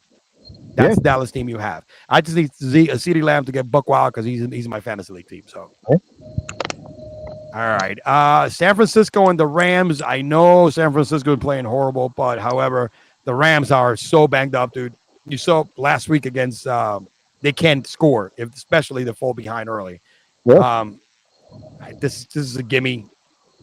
San Francisco annihilate the Rams. And I think the Rams are going to have a similar game to last week, like they had against the Cardinals, which was ultimately shocking. That was the 41 to 13. Yeah, and it was the Marvin Harrison Jr. come out party. They were down like 23-3 or something in the first quarter. That was insane. And I think, see, here's the thing: they still have they could do the same. I mean, Brandon Ayuk again. He hasn't. Fucking. We knew this was coming, right? We said it, right? At this point, you forget it. Just you didn't want him for the Steelers anymore. He is like he tried harder to get signed than he is on the field right now. And even Debo is gone. I know Kittle is gone, but I think they have enough pop with Jordan Mason running the football early on, and I think Juwan Jennings is going to have a good big game, and I think Brandon this game is going to be his best game out of the three. And they have the receivers that can go deep and do what Marvin Harrison kind of did. Yeah, and slap these guys in the mouth and be down 14-0 early on, and then it's gonna be hard for them to come back. You know Ayuk's gonna have to step up this week. Oh, yeah, no doubt. Well, this was part of dragging the whole thing out because you weren't in any training camps, you weren't in any volunteered OTA. Yes. You didn't play a single snap in preseason, so offensively, you're not there yet. This could be the week where Ayuk wakes up and it all just comes together for him. Yep. So, I think 49ers, I see the touchdown, winning by a touchdown, very, very, very possible here. Sunday night game, we got the Lions and the Cardinals. Look, I know Cardinals played a really good game last week. Lions lost a close one. They could have been 2-0. That defense is too good, man. You look what Adrian Hudson did last week against a really good offensive line and a quarterback. First quarter alone. Yeah, so I mean, I see the Lions coming back in the win column here. As much of a TJ Watt fan than I am. Yep. In the way too early award prediction, I could see Aiden Hutchinson winning Defensive Player of the Year if he continues on this pace of what he's doing right now. Even Crosby's playing kind of on the same level. You know what I'm saying? So that's what I look at. And of course, man, Jameis Williams finally is having a great living up to his pick status, right? He needs to. Yeah. And, running game is the running game. The Sun God is the Sun God. Laporta hasn't even gotten to play to the level that he played last year. So I think this is a game where I don't think Arizona can hold them, can hold all these players together. It's going to be, I think, it's going to be this spread is really low. They're asking you to bet it pretty much. So we go with the Lions here. All right. That's Sunday night game. And of course, Monday night. Oh, no, it's not Monday Night Football, is it? Yeah, no, Sunday night. So Monday night is two. Monday night is two teams. We got two. That's right. I was getting confused here. Kansas City and the Falcons. Look, Kansas City.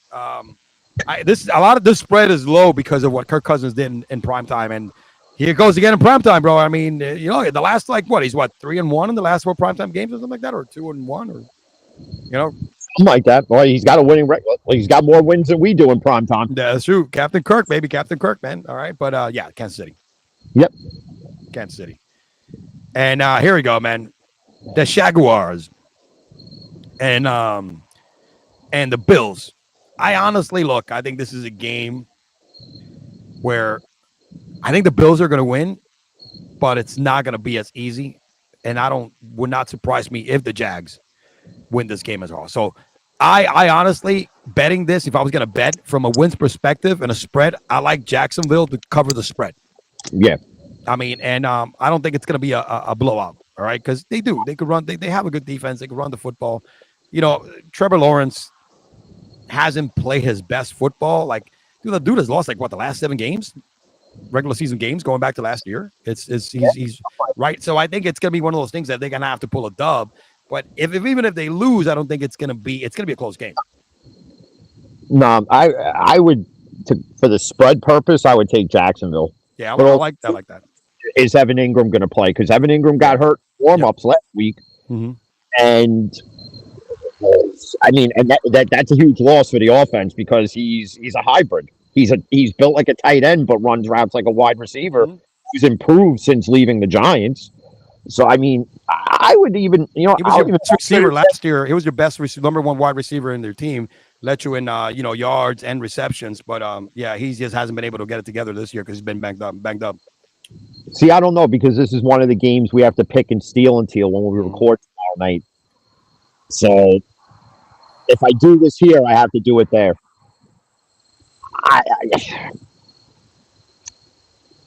Somehow, I would love to see Jacksonville win. I just think even with the way the Bills are built now, without having a top wide receiver, Josh Allen's still getting it done. You saw it last year, right? You saw it last against the Dolphins, right? They shut that team down, but historically they shut the wide. They own Tua Tagovailoa. They own Jalen Waddle. All right, we saw it last year. They own those guys. You stop those guys because you get rough with them. You know what I mean? That's how you stop speed. And look, and Josh Allen last week did not have to do what Josh Allen had to do in week 1, right? Would put the team on his back and put himself at risk by running the football. And I think we're going to see a lot more of that, right? But I think the Bills win this, but not as convincingly as people may want to put this out here. But I won't be surprised again if Jacksonville Jaguars pull this out. Huh? You already know Bills Mafia is out there saying they're blowing out the Jaguars as they're jumping on buses, do fucking picnic tables like the fucking idiots that they are. That's what they do, man. But yeah, I would have to. I'll say Buffalo wins it by. I think it's a field goal. Yeah, I can't see any more than that because Jacksonville's defense is good. Yes. So I mean, I'd have to go Buffalo. Yep. Again, but I like the spread. I hate this Monday night setup though. I don't like 2 games at the same time. Like you're taking away from Sunday, man. You're taking away from Sunday 1, but 2. Listen, we all know why they're doing this. It's for ratings and revenue, but you're hurting yourself at the same time because it's like obviously Chiefs fans and Falcons fans are going to be invested in that game, but then you have the casual fan that just watches every game, and they're not going to know who to watch, and then they're just doing channel flipping. That's all they're going to do. I don't like it. Monday night. One game, just like you have one game on Thursday night, just like you have one Sunday night game, and then just a plethora of games throughout the day on Sunday. Yep. And absolutely. I think so. This whole 2-game shit it's weird. Look, this one to me is a given. I like what Jaden Daniels is doing, but they're still a young team. He's got to figure it out. He's running the football well. But I think the Bengals last week proved that they're kind of back, I guess.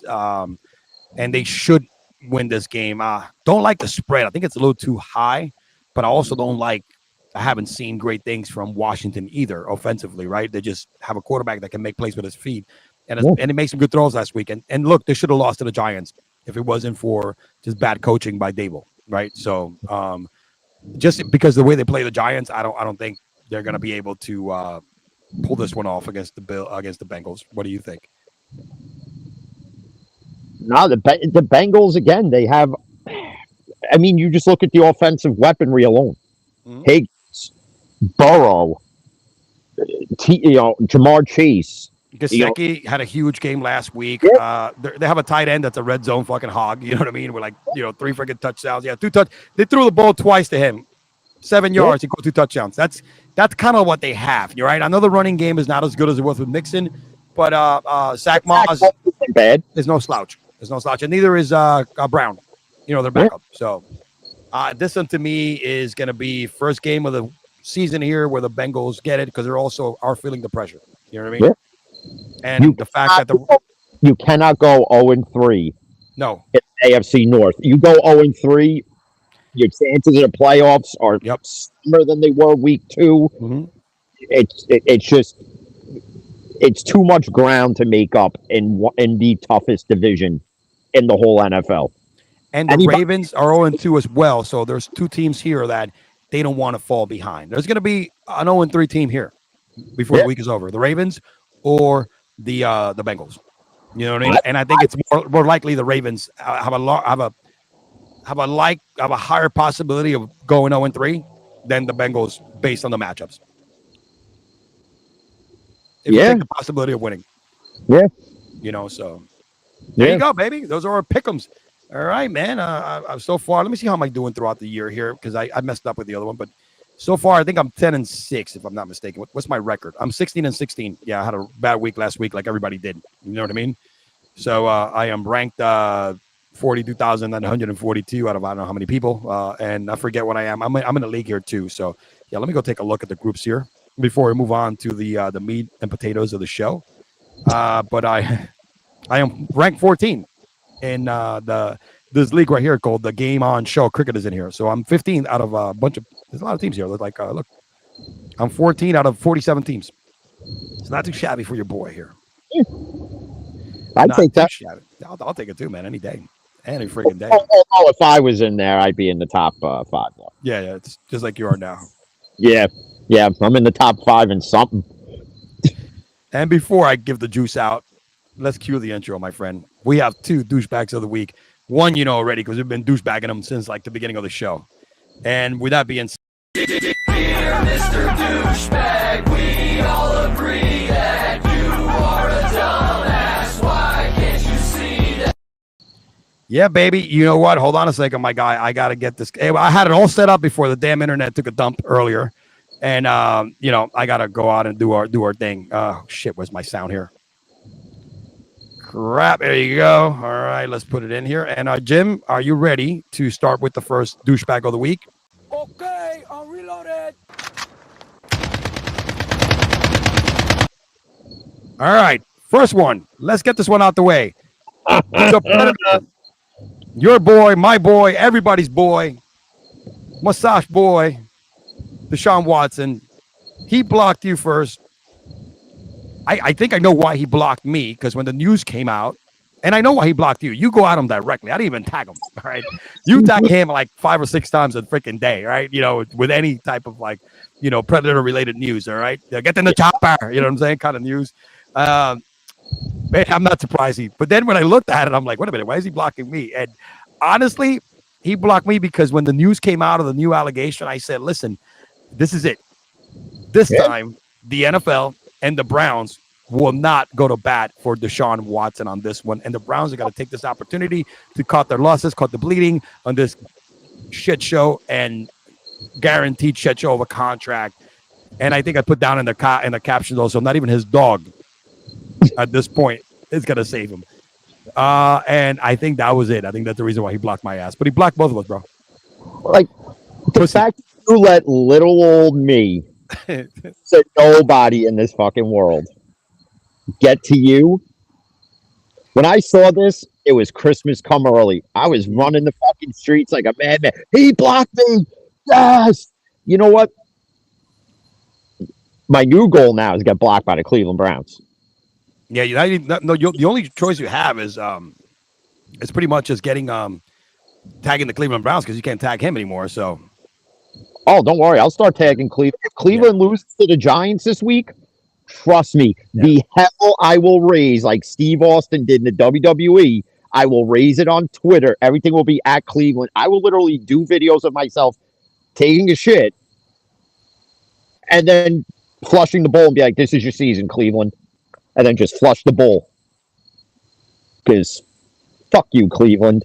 Yep. Your fan base. And I like that the idiots that were in support of Watson are finally coming to the knowledge side. So I'll leave you guys alone. It's still the morons that still think DeShaun Watson's going to save this team. If you notice in the word Cleveland, take the C off. Leave. Wow. Cleveland. Because that's what you need to do if you're a Browns fan. Just leave. Stop being a fan. It's just a shit show of an organization. And it's sad because you're wasting the prime years of Nick Chubb, Myles Garrett, Denzel Ward, countless other people. It's just a shame. My homeboy was at his game with his son yesterday at the Marlins game with the 50-50. Ohtani. He sent me a video. I can't play it here though because you can't see it. And he just sent it to me now. I'm like, Dad, I wish you would have sent it to me earlier. He's right there in the stand showing me like a live. Yo, look at it. Yeah, he saw the home run. He got the home run on the video. Shit. I'm like, shit, man. I wish you would have sent that shit to me yesterday, man. I would have definitely put it on the show today. Shout out to my boy Jamil and my godson Jacob. He's a hell of a baseball player, by the way. Whoever caught that ball, I can only imagine what they're asking for. Yes. And they're probably going to give him a nice pretty penny because he could afford. He's got to get more money for that ball if he puts it out there. But I would cut my losses. I would ask for $1 million right off the bat, and Ohtani's going to give it to him. But you have to side on caution with this too. Well, in Florida, it's different, so you probably don't have to pay much tax on it. Like, freaking like the kid who caught Derek Jeter's 3,000th hit, that kid got fucked in taxes. He wound up owing more than what he actually got. Yep. Like, it's, I can only imagine if I caught that ball, I'd be holding it for a king's ransom. Oh, here's my boy. That's my boy right there, Jamil. Leveland, this is for you. AJ, shout out. I wish you would have sent me that damn video yesterday, bro. You would have been part of the show. Yeah. Leveland, this is for you. Leveland. There's a reason. Listen, LeBron left Leveland. Kyrie left Leveland. Okay? And soon, Watson will be leaving too. Yeah, well, Watson is gonna get exited, not on his own free will. And at this point, and you know all this is going on, just start Winston at this point. It can't get any worse. Because if you go out Sunday and you're Deshaun Watson and you play a shitty game against a shitty Giants team, the uproar that's going to be caused, not just by me, but by anybody who watches football. Yeah. It's at that point, week 4. Do you still trot Watson out there? You can't. You can't trot this guy out there anymore. You've done it for 3 years. This experiment is done. It is done. Okay. It reminds me of the scene in The Sopranos after Jackie Jr. robs friggin' Ralphie's poker game, and he calls Tony. He calls Tony to help him, and he's like, "Yeah, well, he goes," and he says something. He's like about like expiration dates or something like that. This experiment expiration date is well past the expiration date because it's a shit show. Oh, absolutely, dude. Fucking absolutely. Yeah, man, he blocked both of us, but hey, you know what, dude? At the end of the day, he's the pussy, not us. In the words of Ron Burgundy, go fuck yourself, Cleveland. There you go. And it's not Cincinnati. Fucking fuck river water. Fuck All out right, of here. the next one. Are you ready? Okay, I'm reloaded.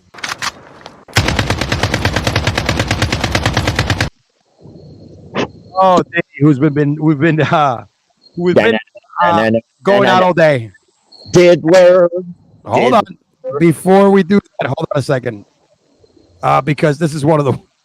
Oh fuck, dude. Hold on, man. Hold on. Share this and tap. Let me bring this one up here. All right, hold on. Let me exit out of this one. Oh yeah. Our other douchebag of the week is the one and only the diddler, P Diddy. I'm gay, you sure? I'm gay. Okay. I like mustaches and muscles. I like to touch butts when they bubbles. No. This video shows a lot. All right, a lot of what's gonna come out next. Oh yeah. We're not triplets, we are a couple. We're gay. Alexa, play Cher and Madonna, Beyonce and Rihanna, T Swift and Ariana. Girl, I'm gay. You're gay? I'm gay. Play Whitney and Mariah, Celine can take me higher. Gaga is the Messiah. Born this way. I'm gay. Girl, I'm gay. I'm gay, gay. Girl, I'm gay. Brother, I'm gay. You sure? The internet just stays undefeated. Unreal. That's the only positive thing about the internet, that it makes you laugh. Apart from the toxicity of it, it does give you some good shit though, entertainment value. My guy, overall, we've been speaking about this, and here's the thing. Diddy is scratching the surface. He put out the best package as a olive branch, all right, that no one has ever put. $50 million in assets and money, passports, giving up his jet, right? Make sure he's on our fight list, and they denied it. All right. Yeah. No one has ever put up this type of package as goodwill in cases of this caliber. Yeah. We know we're not going to go again with everything that's come out, the video footage and stuff like that. This happened in March when both of his homes got raided, all right, by the feds. And they just took their time dissecting. So they make sure they had enough for him not to get out of jail. He's going to stay in there. What's going to happen next? He's going to crack. He's going to give everybody up unless somebody does something to make sure that they Epstein his ass. I think that happens before he exposes everything. But even with the evidence, it'll expose everything anyway. So, yes. So they want a done deal confession, right? Because it makes it easier to go after everybody. And everybody you saw on that screen, and not just celebrities, all right? Not just artists. You're going to have actors, politicians, local ones, federal ones, congressmen, senators, former presidents, all right? Because get ready. This is going to be a shit show, and it's going to be a snowball that's going to get bigger and bigger as it goes down, and it is time. And this is one of the reasons, not to get political here, this is one of the reasons why they attempted to kill Trump twice, all right? Because they know that if he gets in there, all this kind of shit he's going to expose as well. Yeah. Because it is political. The feds were the one who started this shit because they know that Diddy has stuff on other people that they don't want to get out. Yeah. I mean, Diddy pissed somebody off, dude. Really, really bad. Well, he pissed Cassie off first. Yeah. And that was part of what led to all this. Yeah, but if it was in good standings with somebody deeper, the deep state here, they would have buried that. Because remember, he holds a lot of political value for a certain Democratic Party and that side, right? Hillary Clinton, Obama, everybody, you know? And this right here, it's a combination of, dude, it's a lot. It's a lot that's going to happen. It is bad. Get ready, boys and girls, because it's going to get ugly. And people that you might be, what the hell happened here? You may find out more truths than you ever wanted to accept. Like I was telling somebody the other day, I said, I wouldn't be surprised if you found out that he's the one who had Biggie killed. And Pac, for sure. We already know that something with Pac in there. If you think about it, right? Biggie was the big name. Yep. And at some point, like, Biggie wanted to leave Bad Boy. Mm-hmm. At some point, he was going to leave. And Diddy wanted no part of it. And you could say the same thing with Pac when he wanted to leave Death Row. Because you think about it, you're right, Dr. Dre left because he wasn't afraid of Suge Knight. He said, keep all my master recordings. Go fuck yourself. Start Aftermath. I'm going to sign the fucking greatest white rapper alive and do my thing. Then Snoop left. Master P brokered that. And I think Suge knew Pac was going to leave. And he orchestrated it all. And I think Diddy feared that Biggie would do the same thing. So it's, you know what? I'm having him killed, but I'm going to make it look like that I had nothing to do with it. Because to not find, because think about how many years later we still don't. You just finally figured out who killed Tupac, and we still don't know who killed friggin' Biggie. Come on, it's been right in front of your face the whole fucking time. It's been this fucking chooch going, and not only that, he's exposed himself out in the open. You ever see Get Him to the Greek? Yes, yes. Right there showed you. But we all thought it was just for comedic value. That's how this motherfucker really is. Mm-hmm. So,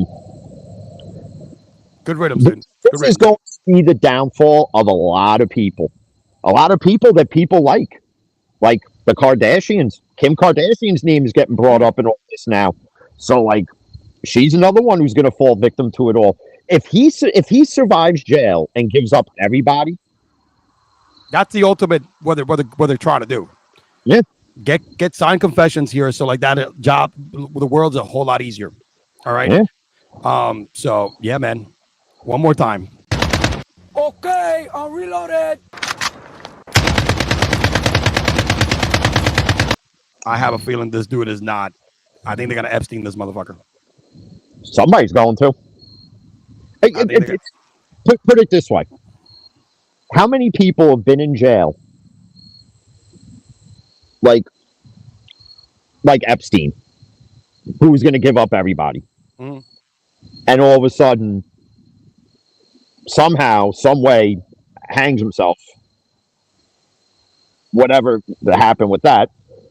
You even got like Whitey Bulger, another guy who was in jail. A guy who was 80-something years old who gets killed in jail because they just threw him in Gen Pop. Diddy right now is on suicide watch. Bro, he's in county, bro. All right. It's not like he's in.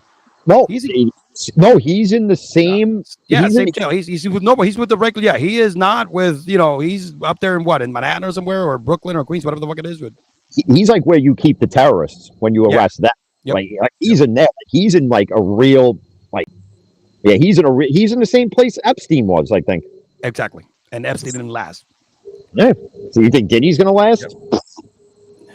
All right, Jim. Let's finish the day with more humor. We haven't done this in a while.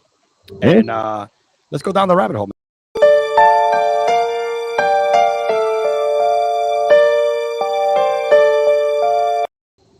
And you know what? I know Diddy believes in this very strongly before we move on. You gotta give him that hawk too and spit on that thing. You get me? Yeah, just ask Meek Mills. Yep. All right, man. Yeah, let's go. I got like 5 of them. We're gonna watch. We haven't watched our boys in a while. Because we're in the filling of elections here. This is actually a funny one regarding political sides. Ready? Come register to vote. Booths closing soon. So you guys are voting for Biden? Oh yeah, big Biden guys. As feminist men, we can't stand Donald Trump. That misogynistic should be in jail for what he's done. He's a threat to our democracy. I wish all guys were feminists like you. Here's our number. Call us sometime. We will. Nice, brother. Boys strike again, brother. I got dibs on the Latina, brother. I want the pink girl, brother. Excuse us, boys. Is this where we vote for Trump? Yes, it is. Big Trump guys. As followers of Christ, we can't stand Joe Biden. That perverted asshole should be in jail for what he's done. He's a threat to our democracy. I wish all men were followers of Christ like you guys. Here's our number. Call us sometime. We will. Nice, brother. Boys strike again, brother. I got dibs on the blonde, brother. I want the redhead, brother. Are you guys actually gonna vote, or are you just gonna hit on girls all day? Nah, we're not voting for any of these guys. Let's go to the other park. I heard there's some hot girls over there, brother. Yes, brother. Come register. Oh, man. I'm gonna start doing that. Yeah, that's pretty fucking funny. And then the pussy rate's just gonna go back up to here. It's a great video, man, because there's so much division politic-wise. This guy's actually with a nice little sense of humor for it. And I don't know if you've seen these guys. These guys are hilarious, bro. There's a group of boys, they're actors and stuff like that, but these are funny TikToks, the next 2 guys. And they are, they play the whole racist joke shit. You know, you ready? The stereotype. It's not racist. It's really stereotypical. Ready? Check these guys out. I got a white friend. Of course, when I lose him, I know where to find him. Yeah, I see.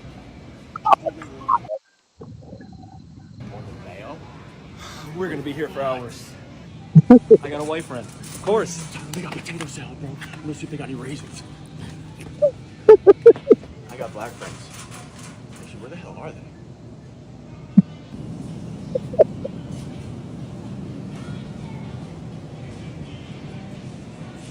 Well. What is there, a bat signal? Oh, you guys just meet up here? Who the hell is this guy? Is this your friend? Somebody else? I got a wife friend. Of course, when I lose them, I know where to find. Oh man. Oh brother, man. I'm telling you, man, the internet remains undefeated. Ready for our boy, the Boston guys, the Guarino dudes, whatever his names are, and of course, Little Mozzarella. Nobody moves. Nobody gets hurt. Put your hands where I can see him there, Spider. Take it easy, Pepperneck. You get the pursuit. Wait, I can see that nose through the mask. What nose? What's that? What's that? You can see a nose from that height, little guy. That's Little Mo. What's that? Little, you got a good memory for names. That's Little Mo. Yeah, what's behind it's your Little back? Mo. It's Little Mo. Watch your mouth. Watch your mouth. Don't Take get your thing smart. off. Semolina Mo, take off the mask. I'll give you a slap. Mozzarella, Give you a take care, slap. brush Take your off the hair. mask. Fucking moron. I need the pursuit, and I need it now. Why did you do that? Because you know what? Take it the fuck It is off. Come Bo. on. And you want to know the truth? Right, I'm yeah. going to be in the 1st and 15th. I want my money. And if you give me a problem, I'm going to give you a headache 2 times. I don't get fixed. Hang down. Now get my money. And make me a sandwich, too. Let me say, Let's go. fucking classic, dude. Classic, bro. So classic, bro. Ready for this one? Is funny, bro. Ready? This is an absolute truth. Ready, Gretch? So I'm supposed to listen to the government's health advice when the guy that signs health bills into Illinois looks like this, and the assistant secretary of health looks like this. Got it. So I'm. He ain't wrong. No, he ain't wrong at all, bro. He ain't wrong, man. Here's our boys back again. Ready? So this is kind of like the other one. They made 2 parts of this.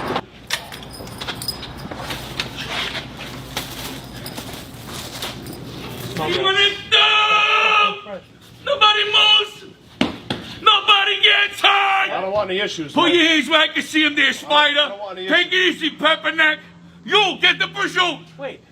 I forgot it was the same video, but you can do it again. What nose? What's that? What's that? You can funny, see a bro. nose from that height, little guy. That's Little Mo. What's that? Little, you got a good memory for names. That's Little Mo. Yeah, behind it's your Little back? Mo. It's Little Mo. Watch your mouth. The fuck? Watch your mouth. Don't Take your get thing off. smart. It's Semolina Mo, take off the mask. I'll give you a Little slap. Mozzarella, Give you a take care, slap. brush Take your off the hair. mask. Fucking moron. I need the pursuit, and I need it now. Why did you do that? Because you know what? Take it the fuck It is off. Bo. Come on. And you want to know the truth? Right, I'm yeah. going to be in the 1st and 15th. I want my money. And if you give me a problem, I'm going to give you a headache 2 times. I don't get fixed. Hang down. Now get my money. And make me a sandwich, too. How do we get robbed with our own weapon? Let's go. I'm alright. It hurt a little bit. My neck. And of course, no, I'm telling you, man, these fucking guys. Ready? Last one is our boy. You know, our boy has to make an appearance every single time, Mr. Whatever. We're here in Mexico, been on a cruise for a few days, so I might actually start to blend in. I'm thinking about walking home from here so I can get free health care. We're here in Mexico. That's not all you're gonna get if you walk home from there. Oh man. Oh, Jim, I know we had a lot to cover today, man. And I say it's been a while since we've done the videos, man. I had these on queue for a while. You know, it's like we gotta get these. We gotta get this up. Great show again today, Jim. We're back. We're back. Listen, we could do it all. We could take it easy. We had some great guests the last couple of weeks. You know, Bravery Sports, absolutely. We had also Jim rose there for a little bit. We had Bravery Sports. We had our boys from Cigar Clowns. We appreciate you guys. Thank you. Yeah, Jim, you want to go back in if you want to. But at the end of the day, we just, you know, we go with the flavor. A lot of the NFL is in here. A lot of baseball. Hold on a second. Let me just get Jim. We'll get you back in, Jim. Oh shit. Let's get Jim back in here. Hold on a second. There we go.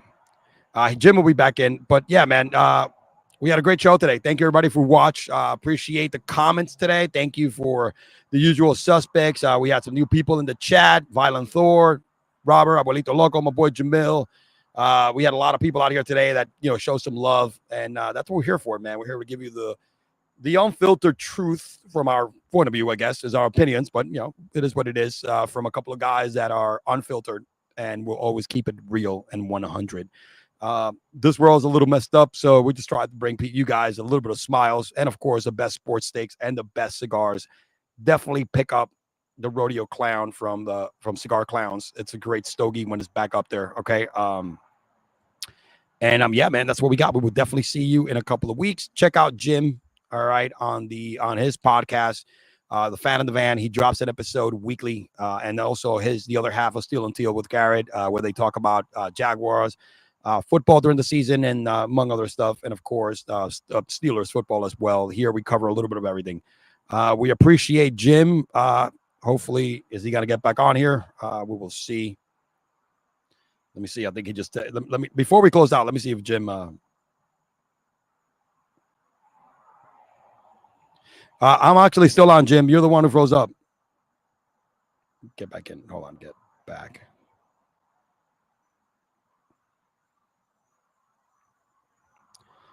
Right now, like I said, he is, he froze a little bit. So let me just take a look here. But yeah, man, we appreciate you guys. Thank you for the tuning in. Right now is just me. Oh, there we go. Yep. We're back. But anyway, if he doesn't get back in, we appreciate you guys. Thank you for watching. Thank you for listening. This is your boy E-Man from the Average Joe Sports Network. Check me out on the Scripted Sportscast every Monday now during the regular season with my man Cricket. All right. And check out all the other sports guys that I tag when I share this and when I retweet the link to this video.